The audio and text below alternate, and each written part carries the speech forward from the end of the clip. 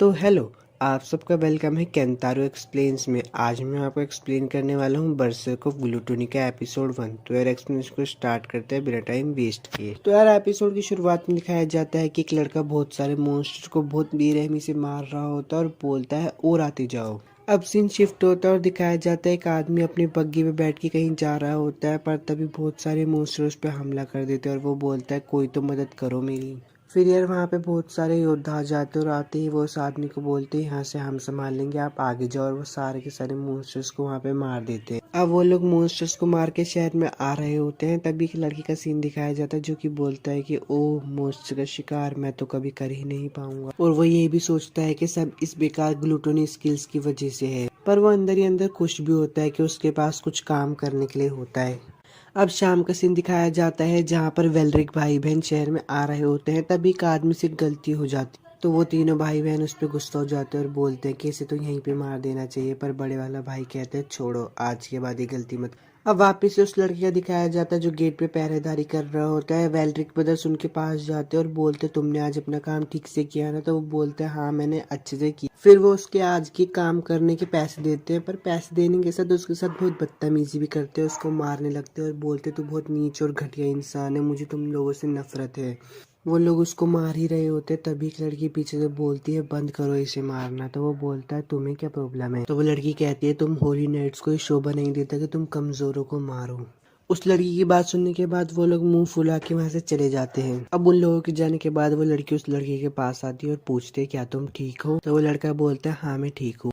लड़की बोलती है कि ऐसे ही रहो, तुम्हारा खून बह रहा है। उस लड़के का खून साफ करने के बाद वो लड़की बोलती है आज के लिए तुम्हारा शुक्रिया, अब हमारा काम बदलने का वक्त हो गया है। काम बदलने के बाद लड़की बोलती है अगर आज के बाद तुम्हारे साथ फिर से ऐसा हो तो तुम मुझे बता सकते। तो लड़का बोलता है आपको चिंता करने की जरूरत नहीं है, मुझे इन सब की आदत हो गई है, अब मैं चलता हूँ। अब रात का सीन दिखाया जाता है जहाँ पे लड़का खाना खा के बाहर गली में घूम रहा होता है और सोच रहा होता है कि काश मेरे पास भी कोई अच्छी स्किल्स होती, मैं अभी मॉन्स्टर को मार सकता।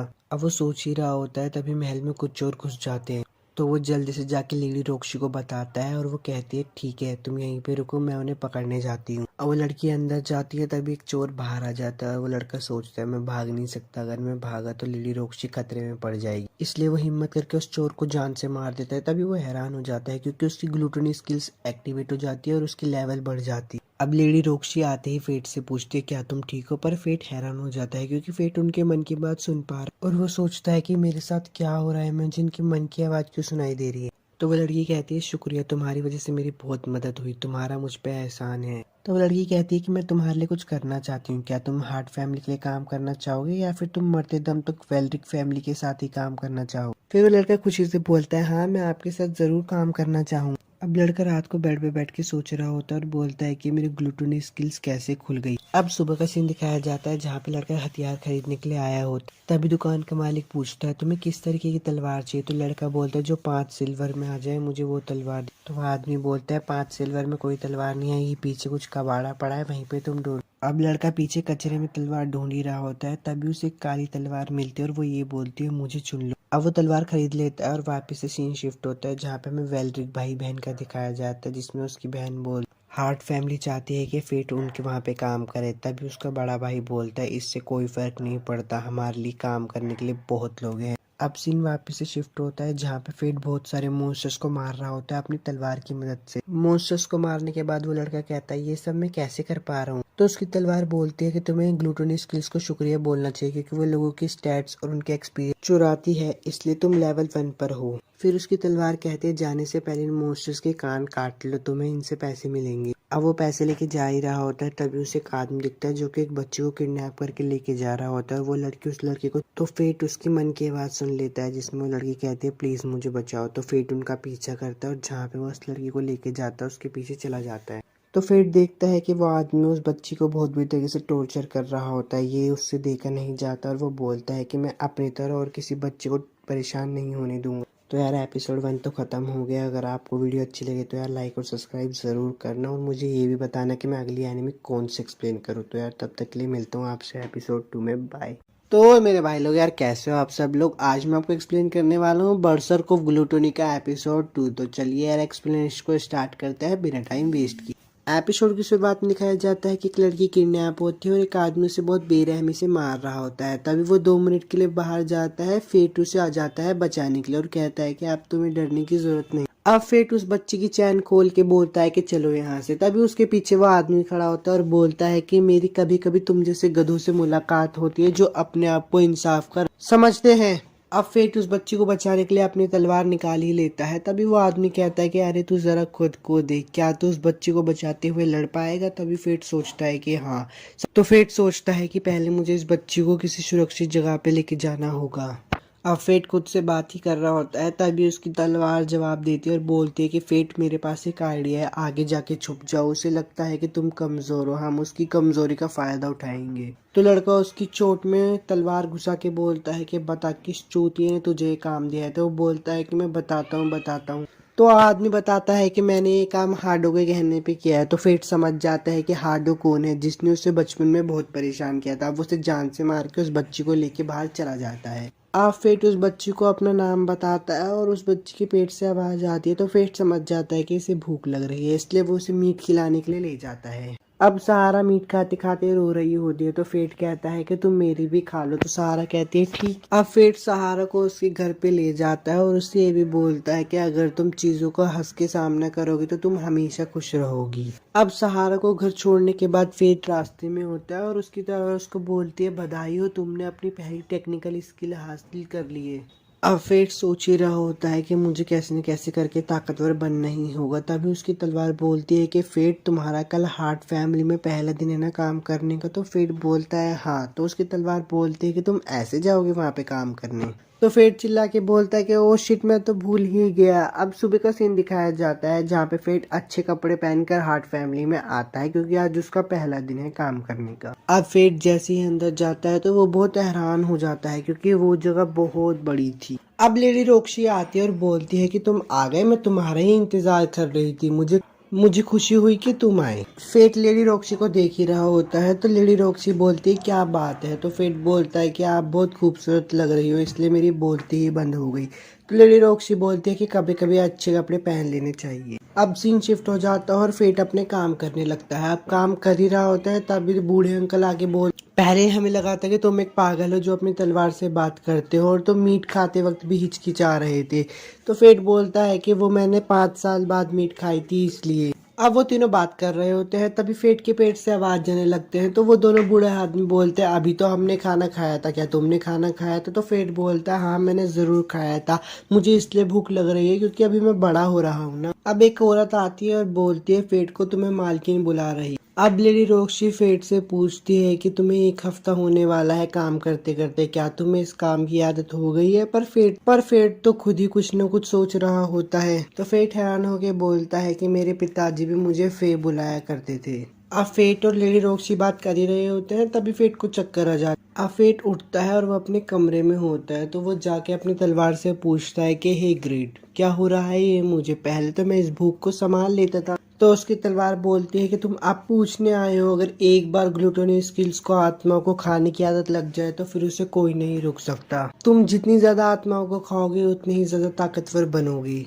तो फेट बोलता है कि अगर मैं आत्माओं को ना मारूं तो उसकी तलवार बोलती है कि अगर तुमने किसी को नहीं मारा तो तुम पागल हो जाओगे और रास्ते में चलते हुए किसी पे भी हमला कर दोगे। तो फेट की तलवार बोलते है कि मैं तुम्हारी छोटी सी मदद कर देता हूँ, जब भी तुम्हारी भूख बहुत ज्यादा होगी वो तुम्हारी आंखों में दिखाई देगी।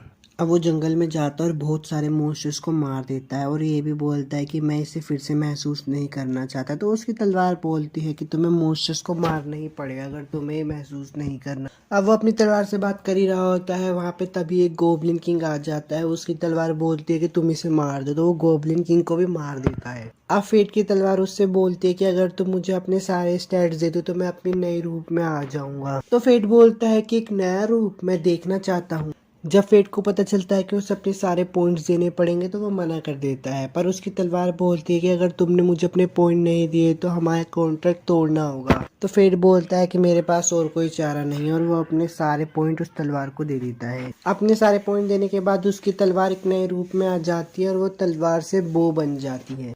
तो यार एपिसोड 1 तो खत्म हो गया। अगर आपको वीडियो अच्छी लगे तो यार लाइक और सब्सक्राइब जरूर करना और मुझे ये भी बताना कि मैं अगली एनीमे आपके लिए कौन सी एक्सप्लेन करूँ। और तब तक के लिए मैं चलता हूँ, बाय। आज मैं आपको एक्सप्लेन करने वाला हूँ बर्सर्क ऑफ ग्लूटोनी का एपिसोड 3। तो चलिए यार एक्सप्लेनेशन को स्टार्ट करते हैं। और अगर आपको वीडियो अच्छी लगे तो लाइक और सब्सक्राइब जरूर करना।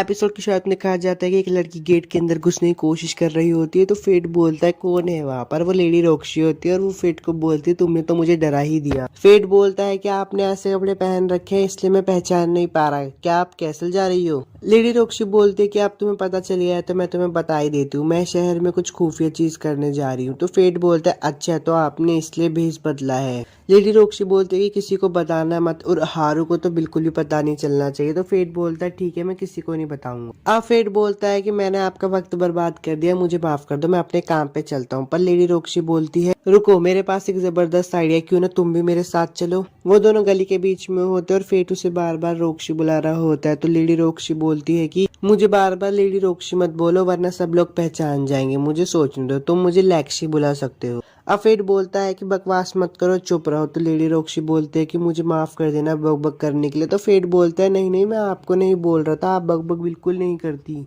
अब लेडी रॉक्सी और फेट दोनों मजे कर रहे होते हैं बाजार में घूमकर, पर तभी एक आदमी बोलता है होली नाइट्स आ रहे हैं। तो तभी सब साइड में हो जाते हैं। वो होली नाइट्स अपने रास्ते में जा ही रहे होते, तभी उन्हें किसी की भूख लगने की आवाज आती है। तो वो चिल्लाकर बोलता है कौन है किसने। तो फेट बोलता है कि मुझे माफ कर दो सर, पर वो होली नाइट बोलता है मुझे आवाज नहीं आ रही। अब वो होली नाइट फेट पे पैर रखने ही वाला होता है, तभी लेडी रॉक्सी आती है और बोलती है उसने माफी मांग ली है ना। पर वो होली नाइट बोलता है तेरी इतनी हिम्मत, तू हमसे ऐसे बात करेगी। वो नाइट बोलता है कि जरा रुको, मैंने तुम्हें शायद कहीं देखा है, और पब्लिक भी उन्हें पहचानने लगती है कि लेडी रॉक्सी है। तब फेट की तलवार कहती है कि उससे जरा चिपको, उसके लवर बनो, इससे किसी को पता नहीं चलेगा कि वो लेडी रॉक्सी है। वो दोनों लवर बनने का एक्टिंग करते हैं और वहां से बच के साइड में आ जाते हैं। तो लेडी रॉक्सी बोलते हैं मैंने आज से पहले किसी लड़के का हाथ नहीं पकड़ा, और ये फेट सुन लेता है। सीन चेंज होता है और दिखाया जाता है लेडी रॉक्सी एक हीरे को देख रही होती है। तो फेट उनसे बोलता है कि आपको कुछ पसंद आ गया है। तो लेडी रॉक्सी बोलती है हाँ हीरा। तो वो दुकानदार उनसे बोलता है कि अपनी गर्लफ्रेंड के लिए हीरा ले लीजिए, पर लेडी रॉक्सी बोलती है मुझे हीरा नहीं चाहिए और दुकान से चली जाती। फेट लेडी रॉक्सी से पूछता है कि आपको सच में नहीं चाहिए। तो लेडी रॉक्सी बोलती है मेरे किसी काम का नहीं होते। तभी दो आदमी बात करते हुए जा रहे होते और बोलते हैं कि किसने गोबलिन किंग के कान को काट कर दान कर दिया उस ऑर्फनेज को। लेडी रॉक्सी उनके पास आती है और बोलते हैं क्या तुम मुझे उसके बारे में और बता सकते हो। तो वो दोनों आदमी बोलते नहीं, जाकर वॉरियर से पूछो। लेडी रॉक्सी फेट से बोलते कि मुझे तुम वॉरियर के पास ले चलो। तो फेट बोलता है आप इसी बंदे की तलाश कर रही हो। लेडी रॉक्सी बोलती है हाँ मैं उस भटकते मॉन्स्टर की तलाश कर रही जो हाल ही में कैपिटल के इर्द गिर्द घूम रहा है। शाम का सीन दिखाया जाता है। फेट वहीं पे जाता है जहाँ पे वो खाना खाता था। वो अपनी कुर्सी पे जाके बैठता है तो वहाँ का मालिक बोलता है तुम वहाँ पे नहीं बैठ सकते, वहाँ पे एक लड़का बैठा करता था जो हाल ही में गुजर गया। वो दुकान का मालिक फेट को देखकर बहुत हैरान हो जाता है और बोलता है कि तुम जिंदा हो। तो फेट बोलता है हाँ, क्या मैं यहाँ पे बैठ सकता हूँ। वो कहता है बिल्कुल बैठ। अब वो दोनों अपना खाना खा रहे होते तभी वहाँ पे एक बूढ़ा आदमी आता है और वो फेट को देख के बोलता है भूत तुम जिंदा हो। तो फेट बोलता है हाँ। लेडी रॉक्सी उस बूढ़े आदमी से पूछती है कि तुम्हें पता है उस भटकते हुए भूत का क्या सीन है। तो वो बूढ़ा आदमी बोलता है कि भटकता हुआ मॉन्स्टर एक लीच है। तो लेडी रॉक्सी बोलती है अगर वो लीच है तो एक बड़ी प्रॉब्लम है। और वो बूढ़ा आदमी ये भी बोलता है कि इसलिए होली नाइट्स उस लीच को मारने पे लगे हुए हैं। अब वो दोनों बाहर आ जाते हैं तो लेडी रॉक्सी को फेट शुक्रिया बोलता है क्योंकि लेडी रॉक्सी ने उसकी तलवार की मरम्मत करवाई थी। लेडी रॉक्सी बोलते है कि तुम्हें शुक्रिया कहने की जरूरत नहीं है, शुक्रिया तो मुझे कहना चाहिए, मैं तुम्हारी मदद की वजह से उस भटकते हुए मॉन्स्टर के बारे में जान पाया। फेट लेडी रॉक्सी से पूछता है कि मॉन्स्टर हंट के बारे में आपको कैसे पता नहीं चला। तो लेडी रॉक्सी बोलती है कि वेरी फैमिली काम कर रही है और मुझे बताने का सोचा भी नहीं। अब वो आगे चलते रहते हैं तो हार्डो एक बच्चे को परेशान कर रहा हो। फेट उस बच्चे को बचा लेता है। तो लेडी रॉक्सी राफेल से पूछती है कि तुमने उस मॉन्स्टर हंट के बारे में मुझे क्यों नहीं बताया। तो राफेल का भाई बोलता है कि मुझे लगा तुम अपने पिता के गुजरने से सदमे में होगी। लेडी रॉक्सी बोलती है कि मैं ठीक हूँ। तो राफेल बोलता है जानकर खुशी हुई, अब हम चलते हैं। फेट उस बच्चे से पूछता है तुम खो गए हो। तो वो बच्चा बोलता है हाँ मुझे मम्मी नहीं मिल रही। तो फेट बोलता है कोई नहीं, मैं तुम्हारी ढूंढने में मदद करता हूँ। बच्चे की मम्मी को ढूंढने के बाद फेट बोलता है कि अब हमें घर चलना चाहिए वरना हम मुसीबत में फंस जाएंगे। लेडी रॉक्सी फेट को बोलते कि अब हम फंसने ही वाले तो हम साथ मिलकर फंसेंगे। तो फेट बोलता है ठीक है चलो चलते हैं घर। अब रात का सीन दिखाया जाता है जहाँ पे फेट अपनी तलवार से पूछ रहा होता है मैं बिना लेडी रॉक्सी को पता चले कैसे मॉन्स्टर्स को मार सकता हूँ। तो उसकी तलवार बोलती दिमाग में एक आइडिया आ तो रहा। वो एक मास्क को देखता है और उसकी तलवार बताती है कि इस मास्क को पहनने से जो भी तुम्हें देखेगा तुम उसे अलग दिखोगे। अब सुबह का सीन दिखाया जाता है जहाँ पे फेट लेडी रोक्सी को एक गिफ्ट देता है और बोलता है कि शुक्रिया मुझे जॉब देने के लिए, और बोलता है कि आपकी वजह से मुझे इतना अच्छा कमरा और घर और खाने को मिला। लेडी रोक्सी बोलती है कि बताओ तुम्हें क्या चाहिए, तो फेट बोलता है मुझे कुछ नहीं चाहिए। एपिसोड 3 तो खत्म हो चुका है। अगर आपको वीडियो अच्छी लगे तो लाइक और सब्सक्राइब जरूर करना और मुझे भी बताना कि मैं नेक्स्ट टाइम आपके लिए कौन से एक्सप्लेन करूँ। तब तक के लिए चलता हूँ। हेलो दोस्तों, आज मैं आपको एक्सप्लेन करने वाला हूँ बर्सर्क ऑफ ग्लूटोनी एपिसोड 4। तो चलिए एक्सप्लेनेशन को स्टार्ट करते हैं, और अगर आपको वीडियो अच्छी लगी तो लाइक और सब्सक्राइब जरूर करना। एपिसोड के साथ दिखाया जाता है कि बहुत सारे नाइट्स फेट को देखकर बोलते हैं लीच आ गया भागो। अब सीन चेंज होता है और दिखाया जाता है कि लेडी रोक्सी फेट के पास आती है और बोलती है कि मेरे पास तुम्हारे लिए एक सीक्रेट मिशन है, क्या तुम चलोगे। रोक्सी की मम्मी आती है और बोलती है तुम लोगों का स्वागत है, पर लेडी रोक्सी बोलती है आपको स्वागत करने की जरूरत नहीं थी, आपकी तबीयत ठीक नहीं। तो रोक्सी की मम्मी कहती है कि कोई बात नहीं, मुझे अच्छा लग रहा है। अब रोक्सी की मम्मी ये भी कहती है कि वो कौन है तुम्हारे पीछे। तो लेडी रोक्सी बोलती है ये मेरा सेवक है, इसका नाम है फेट बोलता है कि आपसे मिलकर खुशी हुई, मेरा नाम है फेट ग्रेफाइट। तो लेडी रोक्सी की मम्मी बोलती है मैं हूँ आयशा हार्ट, खुशी है कि तुम यहाँ पे आए, तुम्हारा स्वागत है फेट। अब लेडी रोक्सी की मम्मी फेट को बुलाती है अपने पास और बोलती है क्या तुम्हें मेरी बेटी पसंद है। तो लेडी रोक्सी बोलती है आप ये इससे क्या पूछ रही हो। तो उसकी मम्मी बोलती है कि मैं तो बस जानना चाहती थी कि उसे काम देने वाली के नाते वो तुम्हारे बारे में क्या सोचता है। फेट बोलता है कि आयशा सामा, मैं लेडी रोक्सी की बहुत इज्जत करता हूँ और अगर आपकी इजाजत हो तो मैं उनकी पूरी जिंदगी सेवा करूंगा। फेट की सारी बातें सुन के लेडी रोक्सी वहां से चली जाती है। तो फेट बोलता है मैंने कुछ गलत बोला। तो उनकी मम्मी बोलती है जब उसे शर्म आती है तो वो भाग जाती है, वो जरा सी भी नहीं बदली। फेट अंगूर की खेत में काम कर रहा होता है, तभी उसके पास एक आदमी आता और बोलता है कि इसे पी लो, इससे तुम्हारी थकान खत्म हो जाएगी। फेट उस जूस को पीकर बोलता है कि ये तो बहुत स्वादिष्ट है। तो वो आदमी बोलता है ना, ये स्वादिष्ट तो होना ही चाहिए क्योंकि हमने इस स्वाद को बनाने में बहुत मेहनत की है, हमें गर्व है कि हम इसका इतना अच्छा स्वाद बना पाए। तो फेट बोलता है सर मेसन को भी है। वो आदमी बोलता है कि मैंने सुना है कि वो गालिया में मारे गए, लेडी रोक्सी के लिए ये बहुत मुश्किल रहा होगा। हमें तो पता भी नहीं था कि लेडी रोक्सी इस साल आएगी भी या फिर नहीं आएगी, पर हम खुश है क्योंकि वो इस साल आई। तो फेट उनसे पूछता है लेडी रोक्सी हर साल फसल की कटाई में मदद कर। तो वो बोलता है कि अंगूर का खेत उसका भी हिस्सा है और वो यहाँ पे मॉन्स्टर्स को भी मार देती है। जब अंगूर की कटाई होने वाली होती है तो बहुत सारे मॉन्स्टर भी खाना खाने के लिए आते हैं, पर लेडी रोक्सी उन सबको मार देती है। शाम का सीन दिखाया जाता है जहाँ पे लेडी रोक्सी फेट को बोलती है तुम मेरे बिना चले जाओ। तो फेट बोलता है ठीक। फेट अपने घर के रास्ते में जा ही रहा होता है, तभी उसे एक लड़की बोलती है तुम सुनो। तो फेट बोलता है उसकी आंखें तो बिल्कुल मेरी तरह है। फेट उस लड़की को बोलता है तुम्हें क्या चाहिए, पर वो लड़की उसे बोलती है शायद लगता है मैं बहुत जल्दी आ गई हूँ, और वहां से चली जाती है। फेट अपनी तलवार से पूछता है कि वो कौन है, पर उसकी तलवार उसे कुछ नहीं बताती।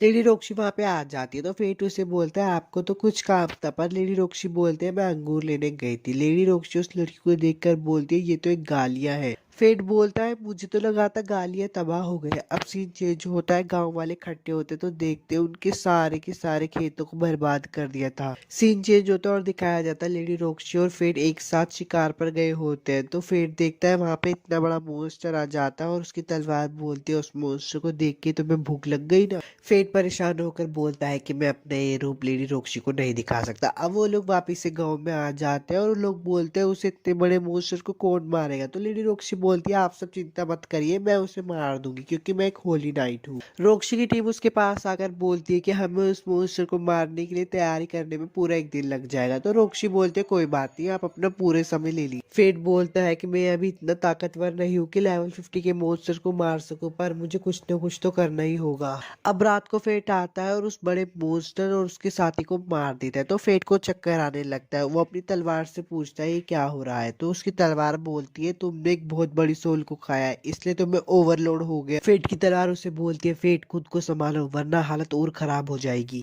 अब लेडी रोक्सी सुबह ब्रेकफास्ट करते हुए अपनी मम्मी को बताती है कि उस मॉन्स्टर को किसी और ने ही मार दिया, शायद वो एक गालिया होगी क्योंकि वो एक होली नाइट से भी ज्यादा बहादुर होती है और ताकतवर भी। रोक्सी की मम्मी फेट से बोलती है कि मैं चाहती हूँ कि तुम लेडी रोक्सी के साथ हमेशा रहो।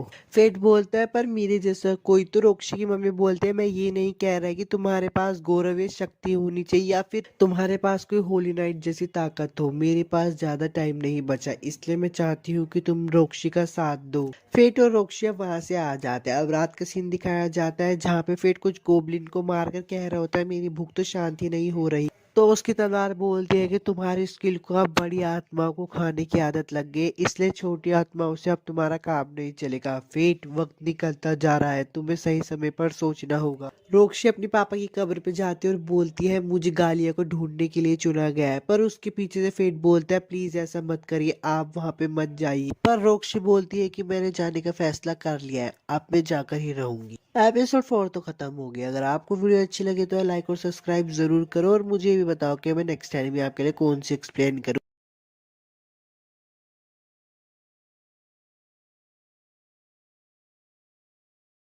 हेलो दोस्तों, आज मैं आपको एक्सप्लेन करने वाला हूँ बरसत ऑफ ग्लूटोनी एपिसोड 5। तो चलिए यार एक्सप्लेनेशन को स्टार्ट करते हैं और अगर आपको वीडियो अच्छी लगे तो लाइक और सब्सक्राइब जरूर करना। एपिसोड शुरू में दिखाया जाता है कि हार्डो लिच को देखकर बोलता है अच्छा तो तुम ही हो वो लिच। हार्डो के साथ ही बोलते हैं सर आप रहने दीजिए, इसे तो हम ही संभाल लेंगे। फेट उन सभी बंदों को मार देता है जो फेट पर हमला कर रहे होते हैं। हार्डो ये देख के बहुत डर जाता है और बोलता है तुझे क्या लगता है तू मुझे हरा सकता है? तू बस एक मॉन्स्टर है, तू यहाँ से बच के नहीं जा सकता। फेट अपना मास्क उतारता है और हार्डो से देख के बोलता है तू इतना कचरा इतना ताकतवर कैसे हो गया? तो फेट बोलता है मुझे तुम्हें बताने की जरूरत नहीं है। हार्डो बोलता है तुझे लगता है तू यहाँ से बच के जा पाएगा? और बोलता है तुझे पता है ना मैं होली नाइट हूँ। तो फेट को गुस्सा आ जाता है और बोलता है अगर तू होली नाइट है तो मुझे अपनी ताकत दिखाना जिसपे तुझे इतना गर्व है। फेट ग्रीड से पूछता है क्या तुम हार्डो की तलवार को तोड़ सकते हो? तो फेट की तलवार बोलती है बिल्कुल नहीं, आर्टिफिशियल होली स्वॉर्ड मेरे लिए बहुत मुश्किल है। उनकी थोड़ी बहुत लड़ाई होने के बाद फेट हार्डो की तलवार को तोड़ देता है और बोलता है यही थी कि तुम्हारी होली स्वॉर्ड, लो इसे अब उठाओ यहाँ से। हार्डो अपनी टूटी हुई तलवार को देख के डर जाता है और पीछे हटने लगता है। तो फेट उसे बोलता है तुम तो एक होली नाइट थी ना, तो पीछे क्यों हट रहे हो? तुम सही में किसी काम के नहीं हो, एकदम बेकार हो। फेट हार्डो को पटक पटक के मारता है तो हार्डो बोलता है प्लीज मुझे जाने दो। फेट को ये बात सुन के और भी गुस्सा आ जाता है। वो बोलता है तुम्हारी ये हिम्मत कैसे हुई है कहने की लोगों के साथ कीड़े जैसा बर्ताव करने के बाद, और अब तुम्हारी वजह से लेडी रोक्सी के ऊपर भी खतरा मंडरा रहा है, तुझ जैसे घटिया इंसान की वजह से। हार्डो फेट से बोलता है तुमने मुझे पूरा क्यों नहीं मारा, मुझे मार दो बस। फेट बोलता है अभी नहीं, मुझे तुमसे कुछ सवाल पूछने हैं। हार्डो बोलता है लेडी रोक्सी के बारे में। लेडी रोक्सी बोलती है मैं जाऊंगी, अगर मेरी जिंदगी इस किंगडम की किसी भी इंसान को बचा सकती है तो मैं जरूर जाऊंगी। वापिस से फेट का सीन दिखाया जाता है। अब फेट फाइनली हार्डो को मार देता है तो हार्डो की स्किल भी फेट को मिल जाती है। तो फेट की तलवार उससे बोलती है तुम एक होली नाइट बन गए हो। तो फेट बोलता है मुझे होली नाइट नहीं बनना। फेट की तलवार बोलते हैं मुझे लगा ही था तुम ऐसा कहोगे, क्यों ना तुम मेरी सेकंड लेवल का इस्तेमाल कर सकते हो। तो फेट बोलता है बिल्कुल करो, ऊपर से इसके स्टेट्स लेने से मेरे उल्टी करने का मन कर रहा है। फेट की तलवार उसकी सारे स्टेट्स लेकर बोलती है ये है मेरी सेकंड लेवल एक ग्रेट साइथ, श्राप जो इस ब्लेड में बसा हुआ है वो कुछ समय के लिए किसी भी चीज को काट सकता है। फेट बोलता है किसी भी चीज को काट सकती है, तो वो मन में सोचता है काश लेडी रोक्सी की ट्रिप को भी काट सकती। अब लेडी रोक्सी जाने ही वाली होती है तो सबको बाय बोल रही होती है। अब फेट के पास आती है और बोलती है हम फिर मिलेंगी फेट। फेट लेडी रोक्सी को बोलता है अपना ध्यान रखना और लेडी रोक्सी वहां से चली जाती है। अब थोड़ी देर बाद फेट भी बोलता है मुझे वहां पे जाना ही होगा। फेट की तलवार उससे पूछती है तो तुमने अपना मन बना ही लिया है? तो फेट बोलता है अगर मैं लेडी रोक्सी को गाली जाने से नहीं रोक सकता तो कम से कम मैं उन्हें सपोर्ट तो कर सकता हूँ। फेट भी वहां से जा रहा होता है तो जो लेडी रोक्सी के नौकर होते हैं वो उसको कुछ पैसे देते हैं और बोलते हैं अपना ध्यान रखना। फेट बोलता है मैं अपनी ताकत से लेडी रोक्सी को बचाऊंगा। अब सीन शिफ्ट होता है और लेडी रोक्सी का दिखाया जाता है जहाँ पे मीरिया उनके पास आती है और बोलती है मैं भी आपके साथ जाऊंगी। वहां पर म्यूगन भी आ जाता है और बोलता है मैं भी आपके साथ जाऊंगा लेडी रोक्सी। फेट टैक्ट्रा शहर में आ जाता है और बोलता है ये शहर बिल्कुल भी नहीं बदला। तो फेट की तलवार उससे पूछते तुम यहाँ पे पहले आए हो? तो फेट बताता है कि हाँ, जब मैं कैपिटल जाने वाला था तो मैं यहाँ से गुजरा था। फेट एक गाड़ी वाले से पूछता है कि गाड़ी गालिया जाएगी, पर वो गाड़ी वाला बोलता है आज नहीं, अगर आज में गालिया गया तो मॉन्स्टर मुझ पर हमला कर देंगे। तो फेट बोलता है ठीक है। फेट की तलवार उससे बोलती है तुम तो यहाँ फंस गए, तुम्हें लेडी रोक्सी के पीछे जाना था। फेट को भूख लगने लगती है तो खाना खाने जाता है, पर वो देखता है कि बहुत सारे आदमी का आदमी को परेशान कर रहे होते हैं, इसलिए वो उसे बचा लेता है। वो आदमी उसे बोलता है शुक्रिया, पर फेट उसे बोलता है बहुत दिनों बाद मिले से। तो सीन चेंज हो जाता है और फेट के पास्ट का सीन दिखाया जाता है जहाँ पे सेटो से परेशान कर रहा होता है और बोलता है तुम्हारे पेट से हमेशा भूख की आवाज ही आती रहती है, तुम किसी काम के नहीं हो। अब थोड़ा सा आगे का सीन दिखाया जाता है जिसमें फेट के पापा उसे बोलते हैं तुम जड़ी बूटियां बनाने लगे हो, पर फेट बोलता है आप हमेशा जख्मी होके आते हो इसलिए मैं जल्दी बनाने लगा हूं। फेट के पापा मर जाते हैं तो गांव के लोग बोलते हैं डीन के पास स्पेयर टेक्निक स्किल थी तो गांव के सरपंच ने उसे रखा, पर इस बच्चे को कौन रखेगा? वो देखता है कि गांव वाले उसके ऊपर पत्थर बरसाने लगते हैं और बोलते हैं तेरा इस गांव में कोई काम नहीं है, निकल जहाँ से, तू किसी काम का नहीं है। अब प्रेजेंट का सीन दिखाया जाता है जहाँ पे से तो फेट से बोलता है मुझे तुम्हारी मदद की जरूरत है फेट। फेट बोलता है गांव के सरपंच का बेटा है सेटो, मुझे पता है इन्होंने मेरे साथ क्या काम किया है। तभी फेट की तलवार बोलती है फेट चलो ना इसका काम कर देते हैं, वैसे भी तुम्हें अपनी ग्लूटोनी स्किल्स की भूख को भी तो मिटाना है। फेट बोलता है ठीक है मैं तुम्हारे गाँव के मॉन्स्टर्स को मार दूंगा। अब वो गाँव की तरफ जा रहे होते तो सेटो के पापा बोलते हैं जिस कचरे को हमने निकाला था तुम उसे वापिस लेकर आ गए। सेटो बोलता है फेट बहुत ताकतवर है, मैंने उसे गुंडों को हराते हुए देखता है। तो सेटो के पापा बोलते हैं हमें तुमसे ये उम्मीद नहीं थी, तुम्हें योद्धा लाने को कहा था पर तुम एक कचरे को उठा कर लिया है। सेटो फेट को अपने घर पे ले आता है और बोलता है जो भी पहले हुआ उसके लिए मैं माफी चाहता हूँ। पर फेट बोलता है मुझे तो इसकी आदत है, तुम मुझे थोड़ा मॉन्स्टर्स के बारे में बताओ। तो सेटो उसे बताता है कि कुछ महीने पहले गाँव में मॉन्स्टर्स दिखाई दिए जो कि उड़ते हैं। तो फेट बोलता है ये तो बहुत बुरी बात है। तभी सेटो की लड़की वहां पे आ जाती है और बोलती है आप किससे बात कर रहे हो, ये आप टॉफी खाना चाहोगे। फेट वो टॉफी खा लेता है और वहां पे चक्कर खा के गिर जाता है। सेटो बोलता है क्या पिताजी सच में फेट की बलि देना चाहते हैं, और वो उसको उठाने की बहुत कोशिश करता है। बाहर जाकर देखते हैं तो मॉन्स्टर भी हमला करना शुरू कर देते। तो यार एपिसोड 4 तो खत्म हो गया। अगर आपको वीडियो अच्छी लगी तो लाइक और सब्सक्राइब जरूर करना और मुझे ये भी बताना कि मैं नेक्स्ट टाइम में आपके लिए कौन सी एक्सप्लेन करता हूँ। तब तक के लिए चलता हूँ यार, बाय।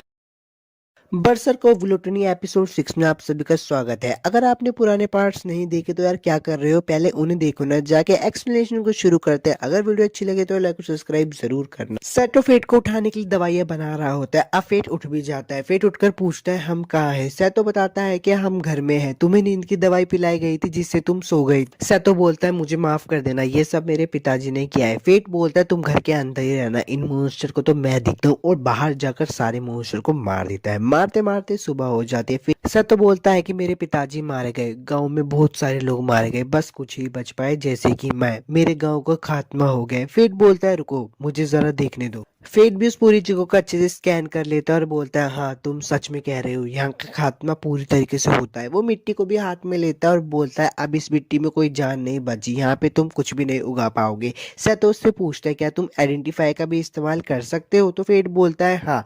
तो सतो बोलता है फिर खतरनाक चीजें करके वॉरियर बनने का क्या फायदा, तुम आइडेंटिफाई का इस्तेमाल करके अच्छी जिंदगी जी सकते हो। फेट बोलता है मेरे पास लड़ाई करने के अलावा कोई चारा नहीं है। सतो बोलता है मैं भी शहर जाऊंगा और एक जॉब ढूंढूंगा अपनी बेटी के खातिर। अब थोड़ा सा आगे का सीन दिखाया जाता है। सतो बोलता है कि मैं चाहता हूँ कि तुम मुझे मारो, मैंने बचपन में तुम्हारे से इतना बुरा व्यवहार किया, उसके लिए मुझे माफ कर देना। फेट बोलता है ठीक है, अपने दांत अंदर कर लो, और उसे बहुत जोरों का मुक्का मारता है। सतो बोलता है कि इतनी जोरों का कौन मारता, तुम अभी भी भोंदू ही हो। फेट बोलता है अपनी बेटी का ख्याल रखना। सतो बोलता है तुम भी अपना ख्याल रखना। फेट वहां से जा ही रहा होता है और बोलता है चाहे गाँव वाले कितने बुरा क्यों ना हो, लेकिन इन सबको मरता हुआ देखकर बहुत बुरा लग रहा है। रोक्शी का सीन दिखाया जाता है। रोक्शी के टीममेट मेंबर बोलते हैं हम ब्लानचेस्टर शहर पहुंचने वाले हैं। तो रोक्शी बोलती है हाँ जब हम वहां पहुंच जाएंगे हम चीजों को इकट्ठा करने का काम करेंगे। म्यूगन लेडी रोक्शी से बोलता है जब हम ब्लानचेस्टर पहुंच जाएंगे तो संभल कर रहना। लेडी रोक्शी बोलती है तुम्हारे कहने का मतलब क्या है। म्यूगन बोलता है जब तुम पहुंच जाओगी तुम खुद ही समझ जाओगी। फेट अपना गाड़ी में जा रहा होता है तो गाड़ी का मालिक बोलता है मैं तुम्हें यहाँ पर लेके तो आ गया हूँ पर तुम्हें मेरी सुरक्षा करनी पड़ेगी। तो फेट भी बोलता है हाँ ठीक है मैं तुम्हारी रक्षा करूंगा। तभी सामने बहुत सारे गुंडे आ जाते हैं।